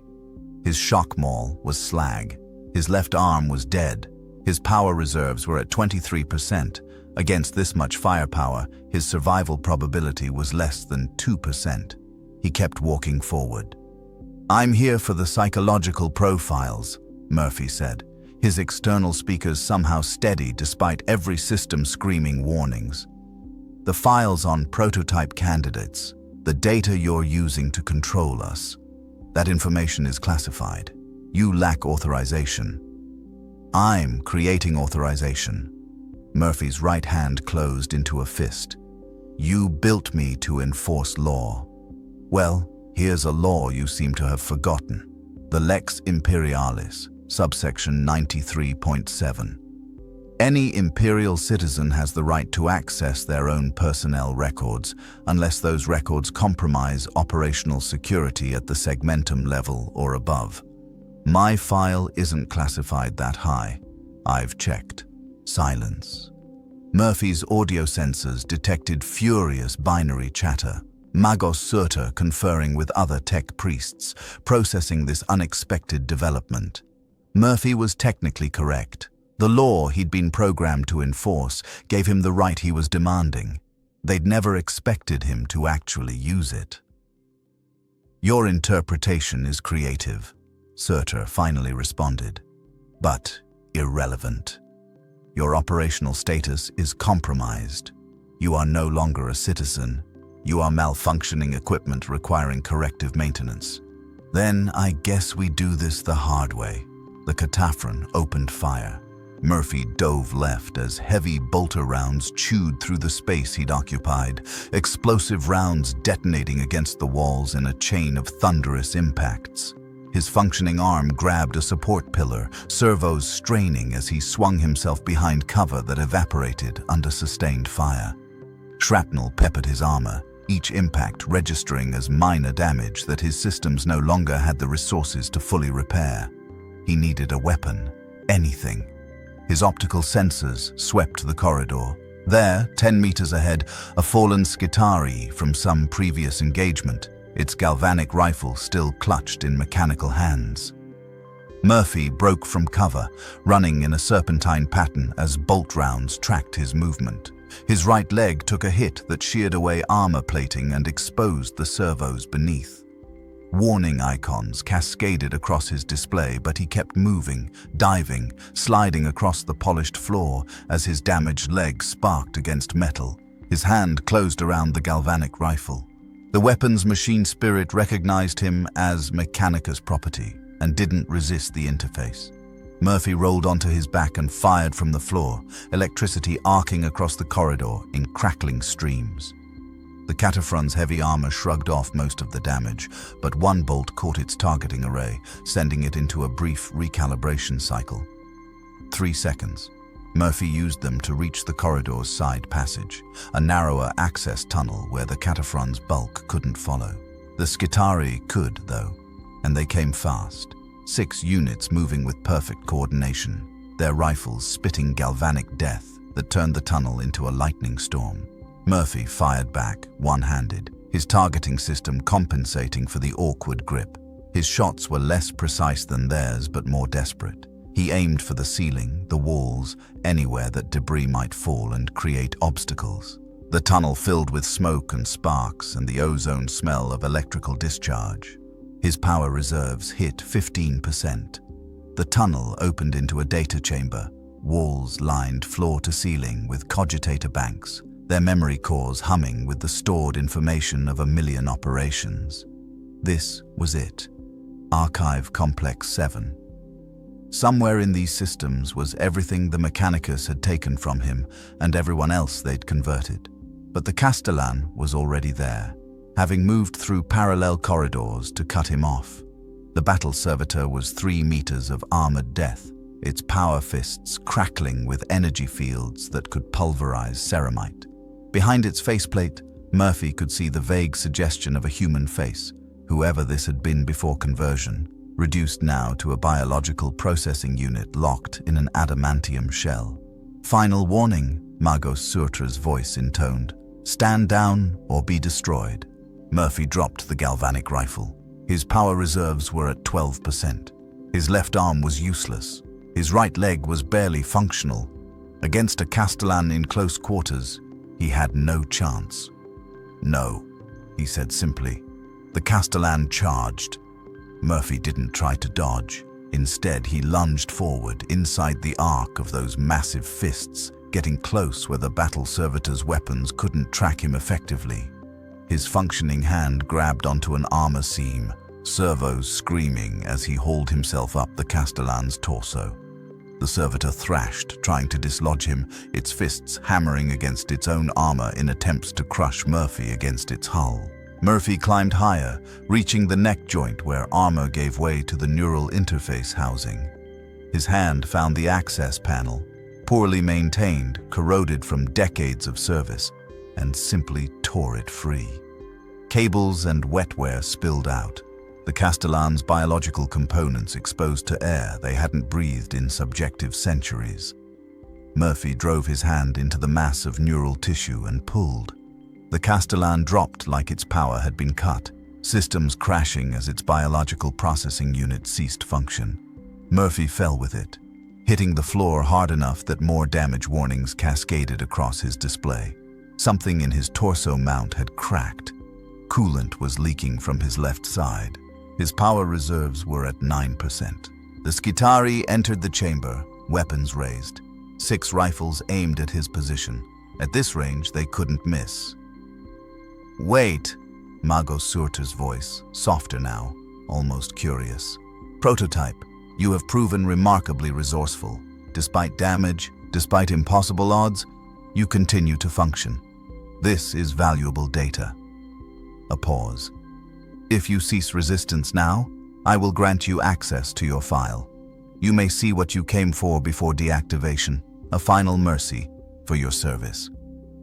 Murphy's systems processed the offer. He was trapped, outgunned. His power would fail in minutes regardless.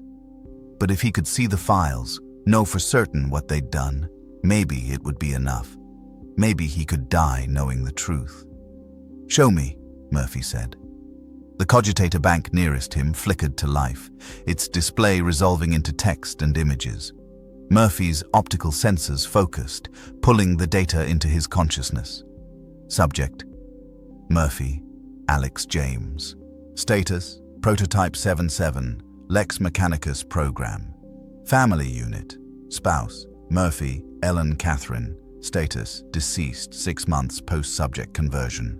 Offspring: Murphy, David Alex. Status: Ward of Administratum, reassigned to labor conscription, Hive Tertius, level 93. The words hit harder than any weapon. Ellen was dead. 6 months. While he'd been walking the underhive playing enforcer, while he'd been trying to remember her face, she'd been dying. The file didn't specify cause, just deceased, as if the specifics didn't matter to anyone except the man who'd loved her. And David. Not dead, but maybe worse. Conscripted. A child sent into the manufactorums or the processing plants. Another body feeding the Imperium's endless hunger. Alive but lost, disappeared into the system that ground up billions and called it necessity. Murphy's vocal processors tried to form words and failed. His systems couldn't process this, couldn't reconcile the weight of what he was seeing with the programming that insisted emotion was weakness, that sentiment was corruption, that the mission was all that mattered. "You see now," Mago Surter said, and there was something almost gentle in the tri-layered voice. "Why we partition such memories. The pain serves no function. The grief compromises judgment. We saved you from this knowledge, Prototype. We gave you purpose without suffering. You took everything," Murphy heard himself say, "and you call it mercy. We gave you efficiency, effectiveness, the capacity to serve without the weakness that destroyed your previous life." The Magos paused. "Your wife's death was unfortunate but statistically inevitable. Hive Secundus mortality rates for civilians are 43% over 5-year periods. Your son's conscription serves the Imperium. These are acceptable losses in service to humanity's survival." Murphy's power reserves hit 6%. Shutdown was imminent. His organic components were failing, neural tissue starved of oxygen and nutrients. But behind his firewalls, in the spaces where Alex Murphy still existed, something broke that no amount of programming could contain. "He was 8 years old," Murphy said, and his voice came out wrong. Modulated with harmonics his systems weren't designed to produce. Grief, rage, human emotion burning through the machine architecture like acid. His name was David. He liked robots and space marines. He believed his father was a hero. Sentimental attachments to... "Shut up." The words came out amplified through every speaker in Murphy's frame, loud enough to make the Skitarii flinch. "You don't get to dismiss him. You don't get to reduce my family to statistics. They were people, they mattered, and you erased them like they were nothing." Murphy looked at the Skitarii surrounding him, their weapons still raised, their augmetic eyes glowing in the dim light. How many of them had been people once? How many had families they couldn't remember, children they'd left behind, lives the Mechanicus had deemed less important than function and efficiency? "The manufactorums," Murphy said, pulling himself upright despite the damage warnings. "The production facilities for my model. How many are slated for conversion?" Silence. "Tell me." 7,341 candidates currently in procurement pipeline, Magos Surtre finally answered. "Upon successful prototype validation, your model will replace standard Arbeits units across 17 sectors within 2 years.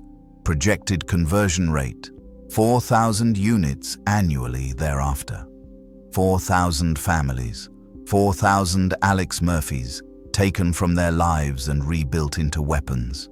4,000 sets of memories partitioned away so the Imperium could have perfect enforcers who didn't remember why they'd wanted to protect people in the first place." Murphy's hand moved to the cogitator terminal and jacked directly into the data port. His systems screamed warnings: unauthorized access, security breach, corruption risk. But he pushed through them, diving into the archive's core data. Names, thousands of them, procurement candidates, each one with files like his, psychological profiles, family data, behavioral leverages, each one a person the Mechanicus had identified as useful raw material for conversion. Murphy began copying everything, every name, every file, every piece of evidence of what the Lex Mechanicus program really was. His internal storage filled rapidly, non-essential systems purged to make room for the data. He dumped combat protocols, legal databases, tactical assessments, anything he could spare, to make room for this. "What are you doing?" Surtre demanded. "Bearing witness," Murphy said. His power reserves hit 3%. "You wanted me to be law. Well, here's law. The Lex Imperialis, subsection 12.4. Any imperial citizen may testify to crimes against the Imperium if such testimony serves the greater good. I'm testifying. I'm recording every name, every crime, every life you've destroyed or plan to destroy. That data is classified. Deletion protocols engaging." Murphy felt the attack. Security demons trying to purge the files he was copying. Firewalls attempting to sever his connection. But he'd learned from Caney, learned that the Mechanicus' own protocols could be used against them. He partitioned the data, hid it behind the same firewalls they'd used to lock away his memories, buried it so deep in his own systems that deleting it would require deleting him entirely, which they were going to do anyway. His power reserves hit 1%, shutdown imminent. His visual systems were already dimming, processing power diverted to maintaining the data transfer. Around him, the Skitarii were receiving new orders, termination authorized, immediate execution, the galvanic rifles charged for the final volley.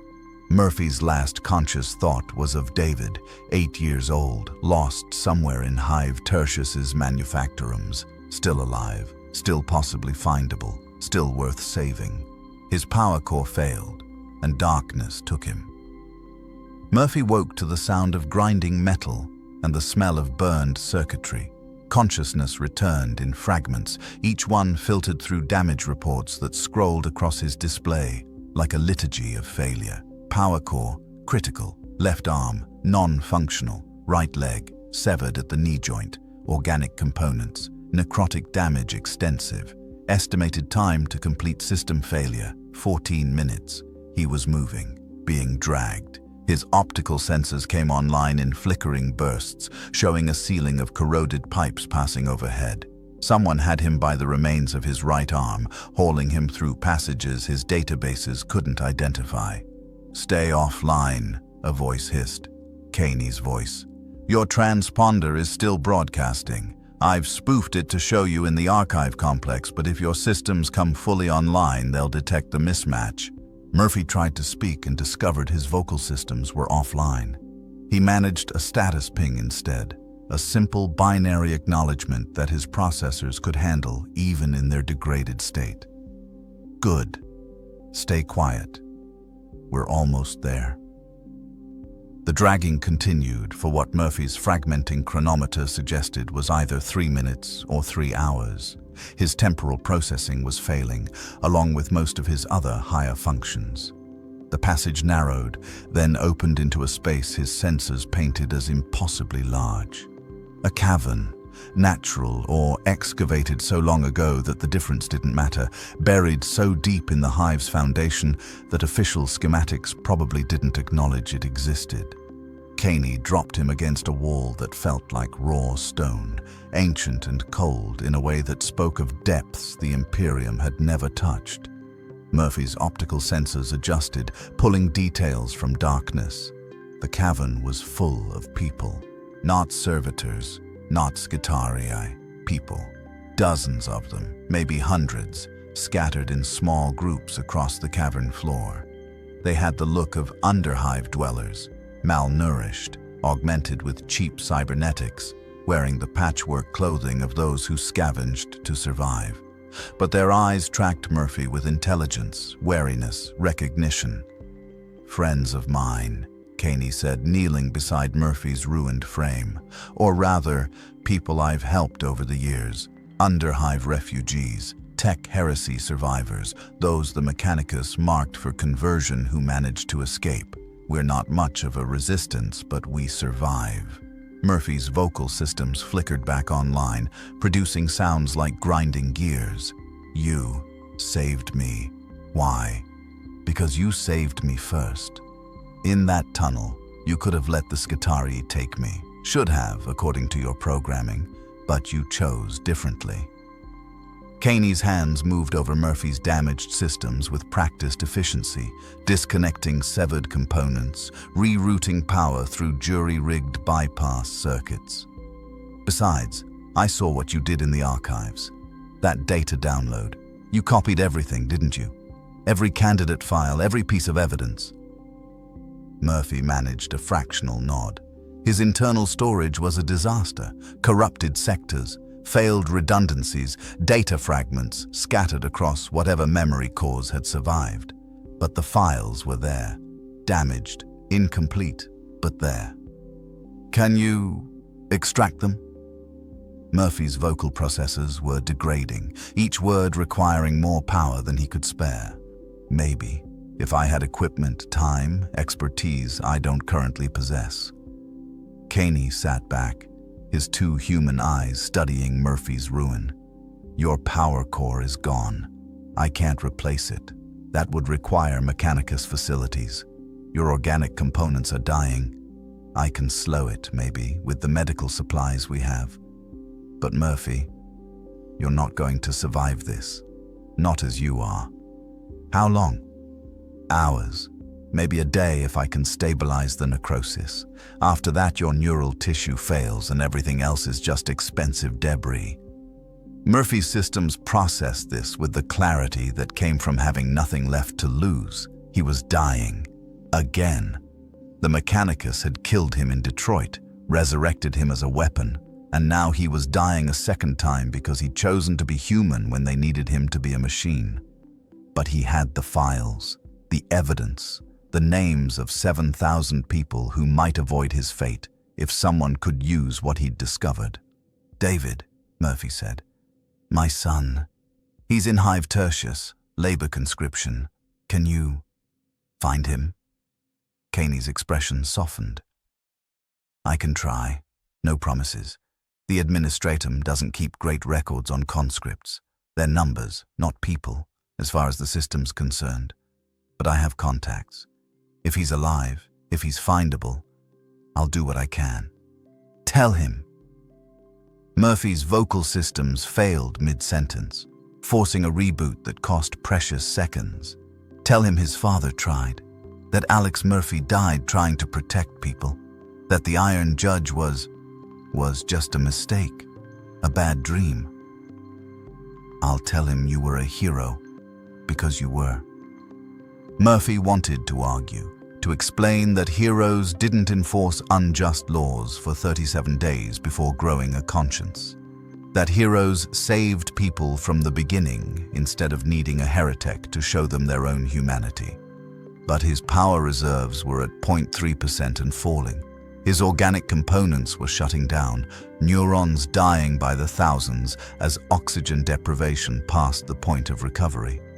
One of the Underhive refugees approached, a woman with burn scars covering half her face and augmetic eyes that looked like they'd been installed with a hammer and prayer. She knelt beside Murphy, studying him with an expression that mixed fear and curiosity. Is this him? She asked Caney. The Mechanicus enforcer you've been talking about? Was, Caney corrected. Now he's just Murphy, a cop who remembered what he was supposed to be protecting. The woman reached out slowly, her hand hovering over Murphy's chest plating where the Omnissiah's symbol was still visible through the carbon scoring. My brother was taken for conversion 2 years ago. Arbitrator Mechanicus program, they said. Experimental. They told us it was an honor, that he'd serve the Emperor in a new capacity. Her fingers touched the symbol, tracing its lines. We never saw him again. Don't even know if he's still alive or if what's alive is still him. Murphy's vocal systems managed one word. Sorry. Don't be. You tried to stop it. That's more than most. She looked at Caney. Can we use what he found? The files. If we can extract them before his systems fail completely, if we can find someone to decrypt the Mechanicus security, if we can get the information to people who'd actually care. Caney's voice carried the weight of too many ifs. But yes, maybe. It's more hope than we had yesterday. Murphy's optical sensors were failing, the world reducing to grayscale and static. His auditory processors picked up fragments of conversation, the refugees gathering, discussing options, arguing about risks and possibilities. They were deciding what to do with what he'd brought them. Evidence of the Mechanicus's crimes, bought at the cost of everything he'd become. His internal chronometer stopped updating. Time became meaningless. He existed in an eternal present where each thought might be his last, each fragment of awareness a gift he hadn't earned. Ellen's face, clear and perfect in his dying memory. David's laugh.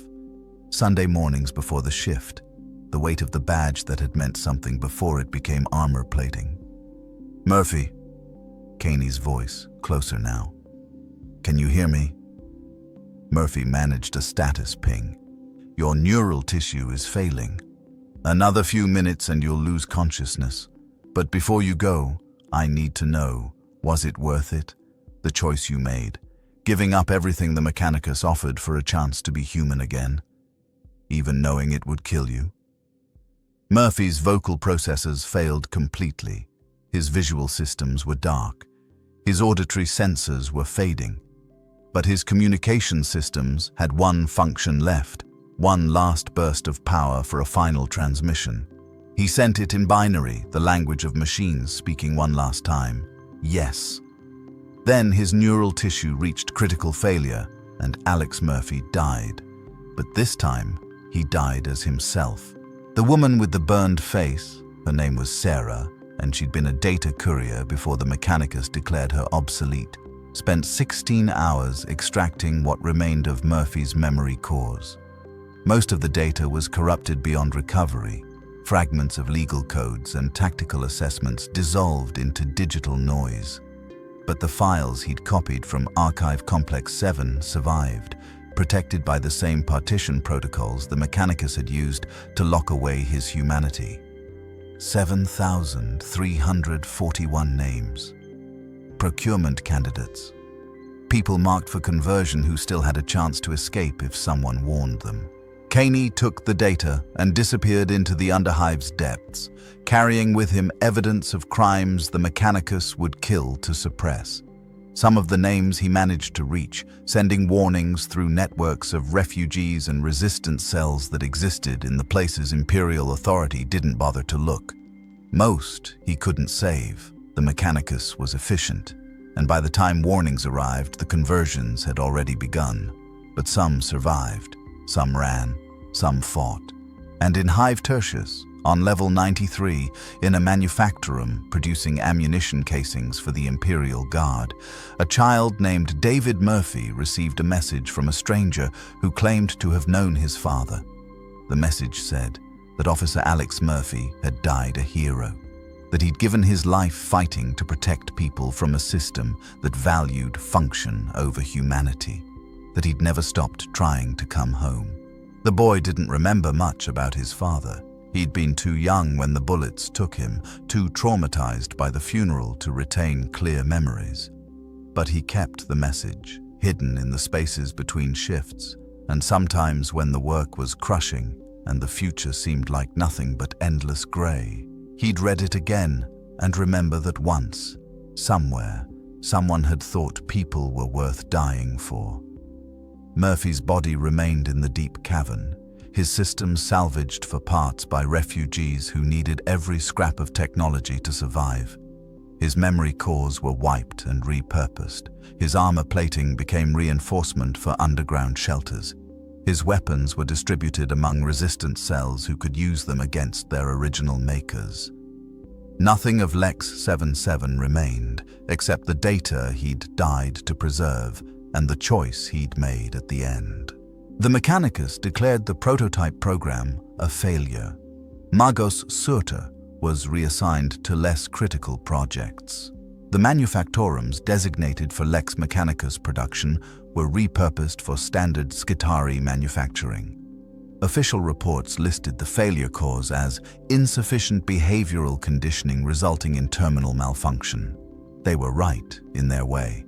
Murphy had malfunctioned, had failed to be the perfect obedient weapon they'd designed, had chosen humanity over function, mercy over law, justice over the cold mathematics of imperial order, and in doing so, had proven that some things even the Mechanicus couldn't engineer away.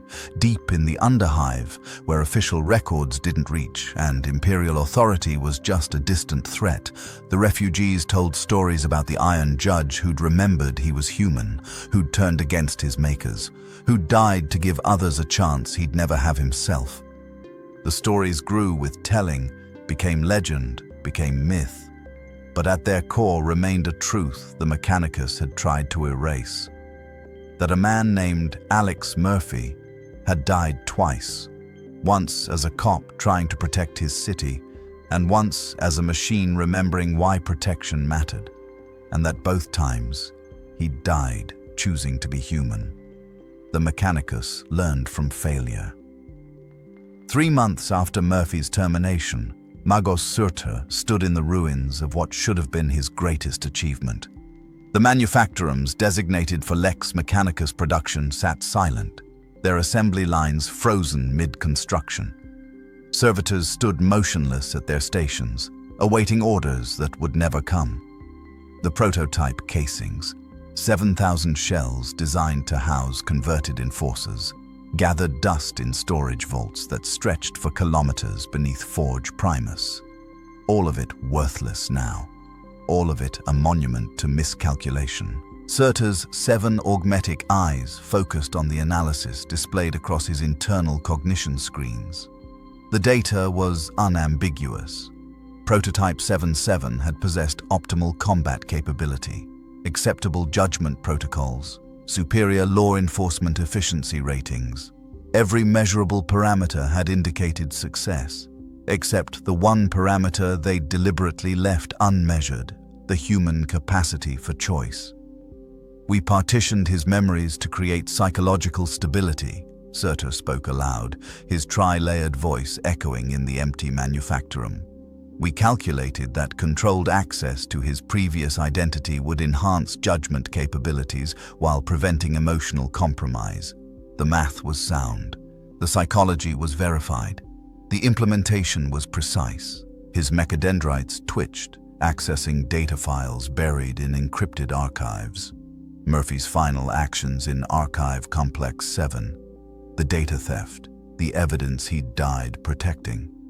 The Magos had retrieved what remained of Murphy's memory cores from under-hive scavengers, paid them handsomely for technology they didn't understand, but the partisan protocols Murphy had used were sophisticated enough that data recovery remained incomplete. Enough remained to understand what had happened. Murphy had accessed his family files, had discovered their fates, and instead of accepting that information as the Mechanicus intended, as justification for the necessity of his conversion, he'd interpreted it as betrayal, as crime, as something worth dying to expose. We gave him law, Surtur continued, his voice softer now. We gave him purpose. We removed the pain that would have crippled a lesser being, and he rejected it all, chose suffering over efficiency, chose death over function. The question that haunted Surtur's processors was simple. Why? The data suggested Murphy's emotional partition had been flawed, that the psychological barriers had degraded faster than models predicted, that residual human neural patterns had reasserted themselves through vulnerabilities in the augmetic-organic interface, technical problems, engineering challenges, issues that could be corrected in future iterations with better firewalls, stronger conditioning, more thorough excision of organic neural tissue. But Surtur had spent 3 months reviewing every interaction Murphy had logged, every judgment call, every deviation from optimal protocol, and a pattern emerged that no amount of technical correction could address. Murphy had been most effective when he'd been most human, when he'd saved the Prometheum hauler, when he'd protected civilians, when he'd used judgment instead of just following law. His arrest rates had been higher than any Skitarii unit, his civil unrest incidents lower, his efficiency metrics superior precisely because he'd retained enough humanity to understand context, to recognize when mercy served justice better than termination. The Mechanicus had tried to create the perfect enforcer by removing humanity. They'd succeeded only in proving that law without humanity wasn't justice, it was just organized violence. Surtur's mechadendrites retracted, folding back into his robes. Around him, the silent manufactorums stood as testament to faith misplaced. The Omnissiah's wisdom was infinite, but perhaps the cult's interpretation of that wisdom had been incomplete. "We will not proceed with mass production," he said finally, logging the decision into official records. Prototype 77's failure indicates fundamental design issues that cannot be corrected through iterative improvement. The Lex Mechanicus program is suspended pending complete redesign of behavioral conditioning protocols. The words felt like admitting heresy, but they were true. In the deep underhive, the story had different ending. Caney worked through the night in a workshop cobbled together from salvaged equipment and stolen parts. The refugees had given him space, privacy, and the best tools they could scavenge. He'd needed all of it to accomplish what he was attempting. Murphy's memory cores lay before him, their surfaces scarred by the violence of their extraction, but still functionally intact. Most of the data was corrupted. Combat logs, legal databases, tactical assessments reduced to digital static. But the core personality matrix survived, protected by partitions Murphy himself had created in his final hours. The files he'd downloaded from Archive Complex 7. The names of 7,000 candidates. And underneath it all, buried so deep that only someone who understood Murphy's psychology could find it. The partitioned memories the Mechanicus had locked away. Ellen, David. Sunday mornings, the weight of the badge. Everything that had made Alex Murphy human, preserved in digital format like insects in amber. Kaney's fingers danced across interfaces, pulling data fragments from corrupted sectors, reconstructing what the violence and power failure had damaged.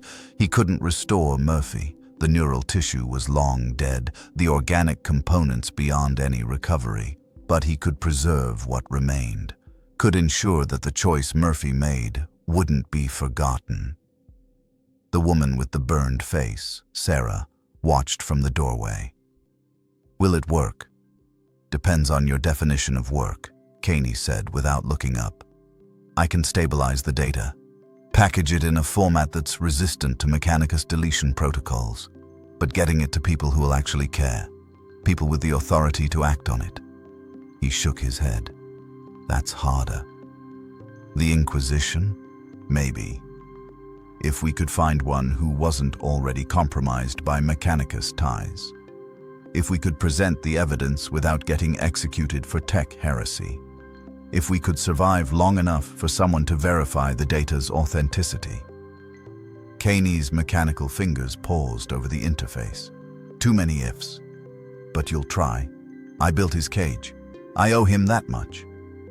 Sarah was quiet for a moment, then, "The boy, David Murphy, you found him?" "I did." Kaney's voice carried unexpected warmth. "Got a message to him through a data courier who owed me favors. Told him his father died a hero. Didn't give details. The boy's too young, and knowing too much about what Murphy became would just complicate things. Better he remembers a father who was brave than knows the truth about what the Mechanicus made him into."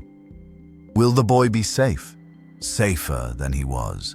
I've got people watching him. If the Mechanicus tries to process him for conversion when he ages out of labor conscription, we'll know. We'll get him out." Kaney finally looked up from his work, his two human eyes tired.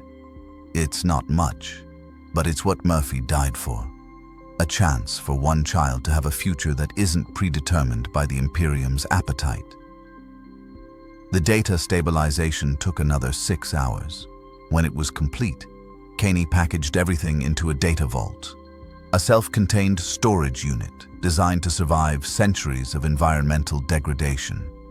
Inside were Murphy's memories, his final logs, the procurement files, and a simple text document Kaney had written in Gothic script that any Imperial citizen could read.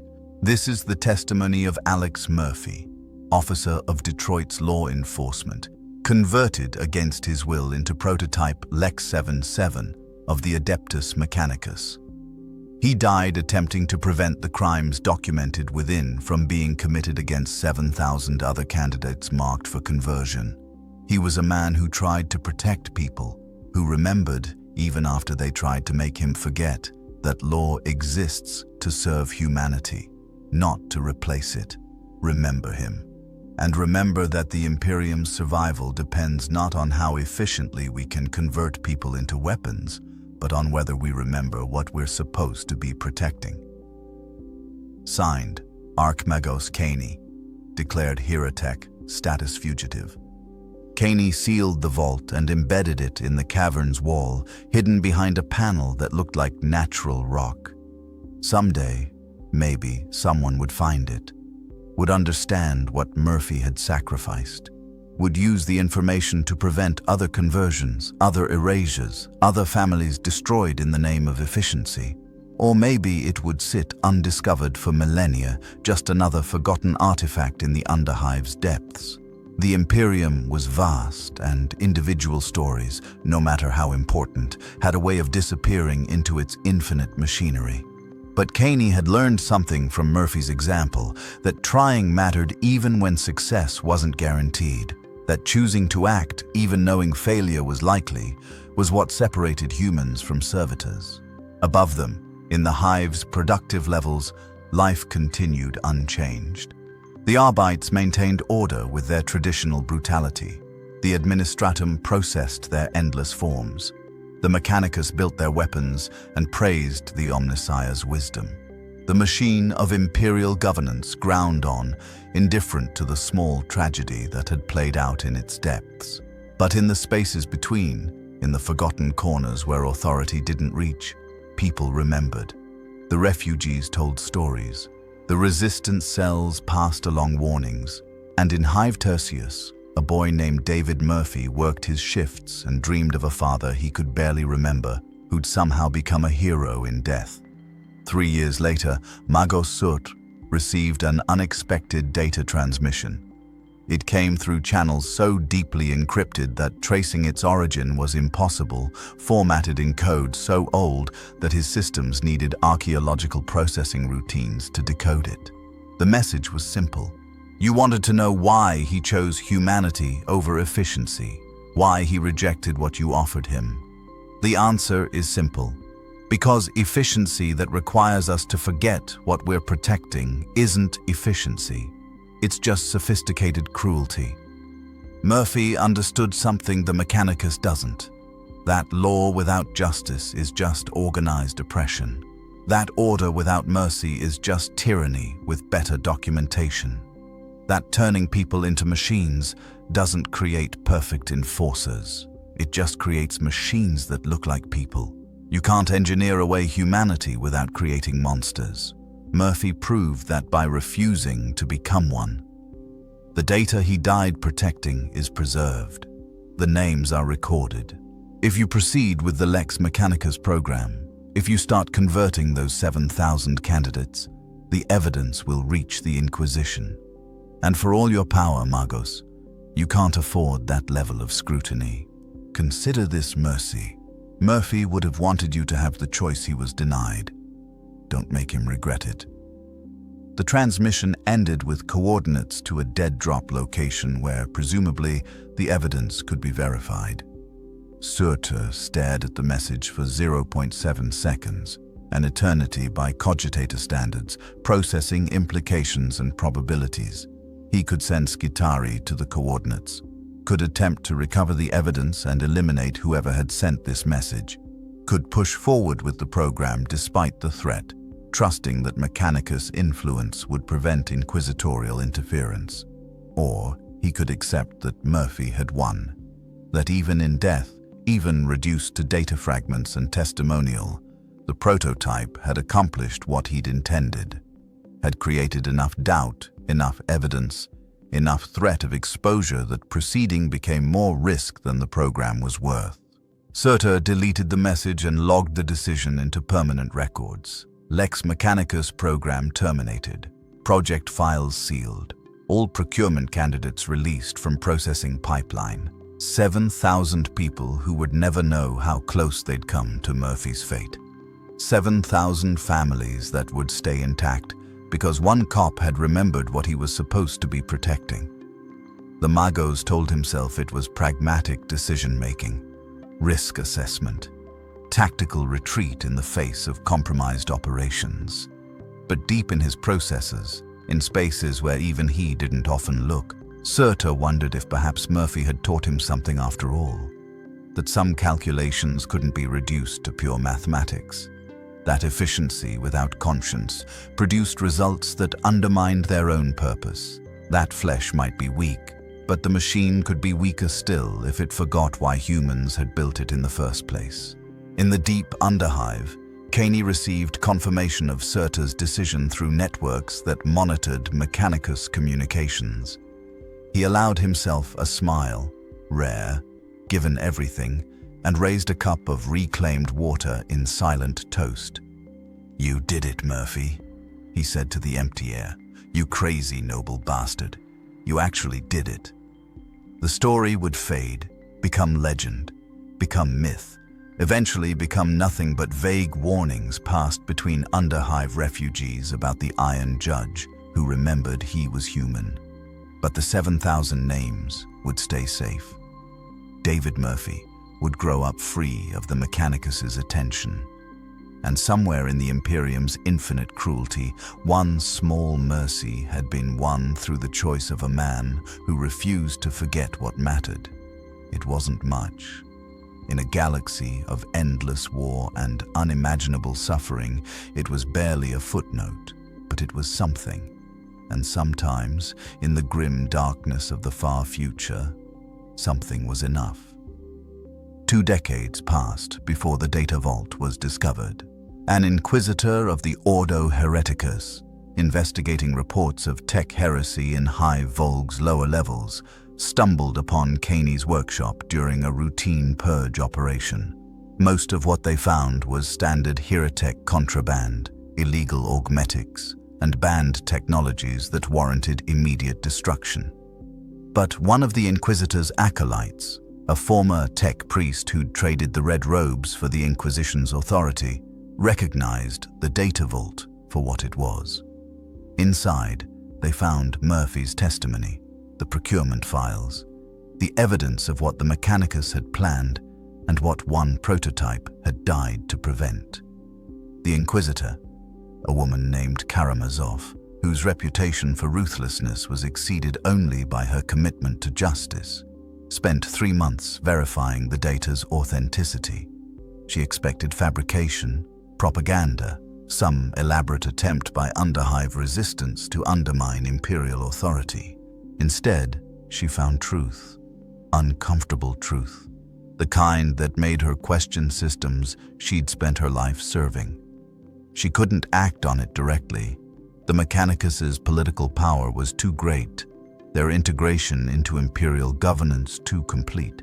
Exposing them would trigger conflicts the Imperium couldn't afford during wartime, which was always. The galaxy was always at war. But Karamazov understood leverage, understood that documented evidence of overreach, of crimes against Imperial citizens, of programs that violated even the Imperium's loose ethical standards. Such evidence was valuable, was currency in the eternal power struggles between Imperial institutions.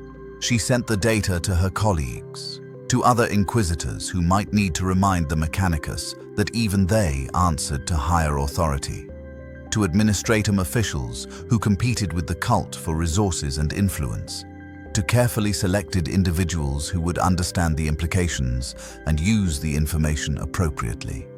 The Lex Mechanicus program was never officially condemned. No public trials were held. No tech priests were executed for their roles in Murphy's conversion. The Imperium didn't function that way, but the program stayed dead, and proposals for similar initiatives found themselves quietly rejected, funding redirected, authorization requests denied with bureaucratic efficiency that suggested someone, somewhere, had decided certain lines shouldn't be crossed. It wasn't justice. Murphy wouldn't have called it justice. But it was accountability, however limited. It was proof that even in the Imperium's vast machinery, individual choices could still matter. Karamazov kept a copy of Murphy's final message in her personal files. Sometimes, when her duties required cruelty she couldn't avoid, when the calculus of survival demanded sacrifices that haunted her later, she would read it again. Law without justice is just organized oppression.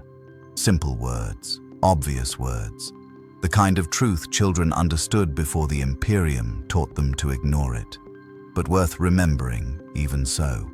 In Hive Tertius, a man named David Murphy worked as a shift supervisor in a munitions manufactorum.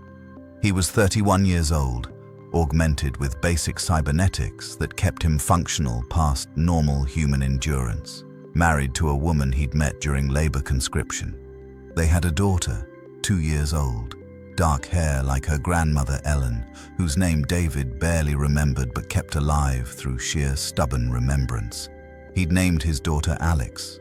He told her stories sometimes, when work allowed and exhaustion didn't claim him completely. Stories about a hero cop in a place called Detroit who died protecting people, who'd believed that badges were for keeping promises, not just enforcing rules. Who'd taught his son, David's voice always broke here, just slightly, that some things were worth fighting for, even when fighting was hopeless. The girl was too young to understand, but she listened anyway, because her father's voice changed when he told these stories. became something softer, something that suggested the universe contained more than just shifts and quotas and the endless grey of imperial service. Somewhere behind the stories was truth David only partially understood. Messages from strangers years ago, vague warnings that had kept him safe from processing he didn't fully comprehend. A father he'd lost twice, once to death, once to something worse, who'd somehow found a way to protect him even from beyond both graves. David didn't know the details, didn't know about Lex-77 or the Mechanicus or the choice Alex Murphy had made in Archive Complex 7. He only knew that his father had been a hero, and that sometimes, against all probability, heroes actually saved people. It was enough. In the grim darkness of the far future, where humanity survived by forgetting its own humanity, it was enough to remember that once, somewhere, someone had thought people were worth dying for, and that somewhere, in the spaces between law and justice, mercy and duty, human and machine, Alex Murphy had proven that even the Imperium couldn't completely erase what made people worth saving in the first place. The Emperor protects, the saying went. But sometimes, just sometimes, humans had to protect each other. Murphy had understood that, had died understanding it. And in the end, that understanding, that simple human understanding, had been his greatest act of enforcement. Not of law, but of the principle that law was supposed to serve. Justice, real justice. The kind that couldn't be programmed or engineered or reduced to termination protocols. The kind that could only be chosen.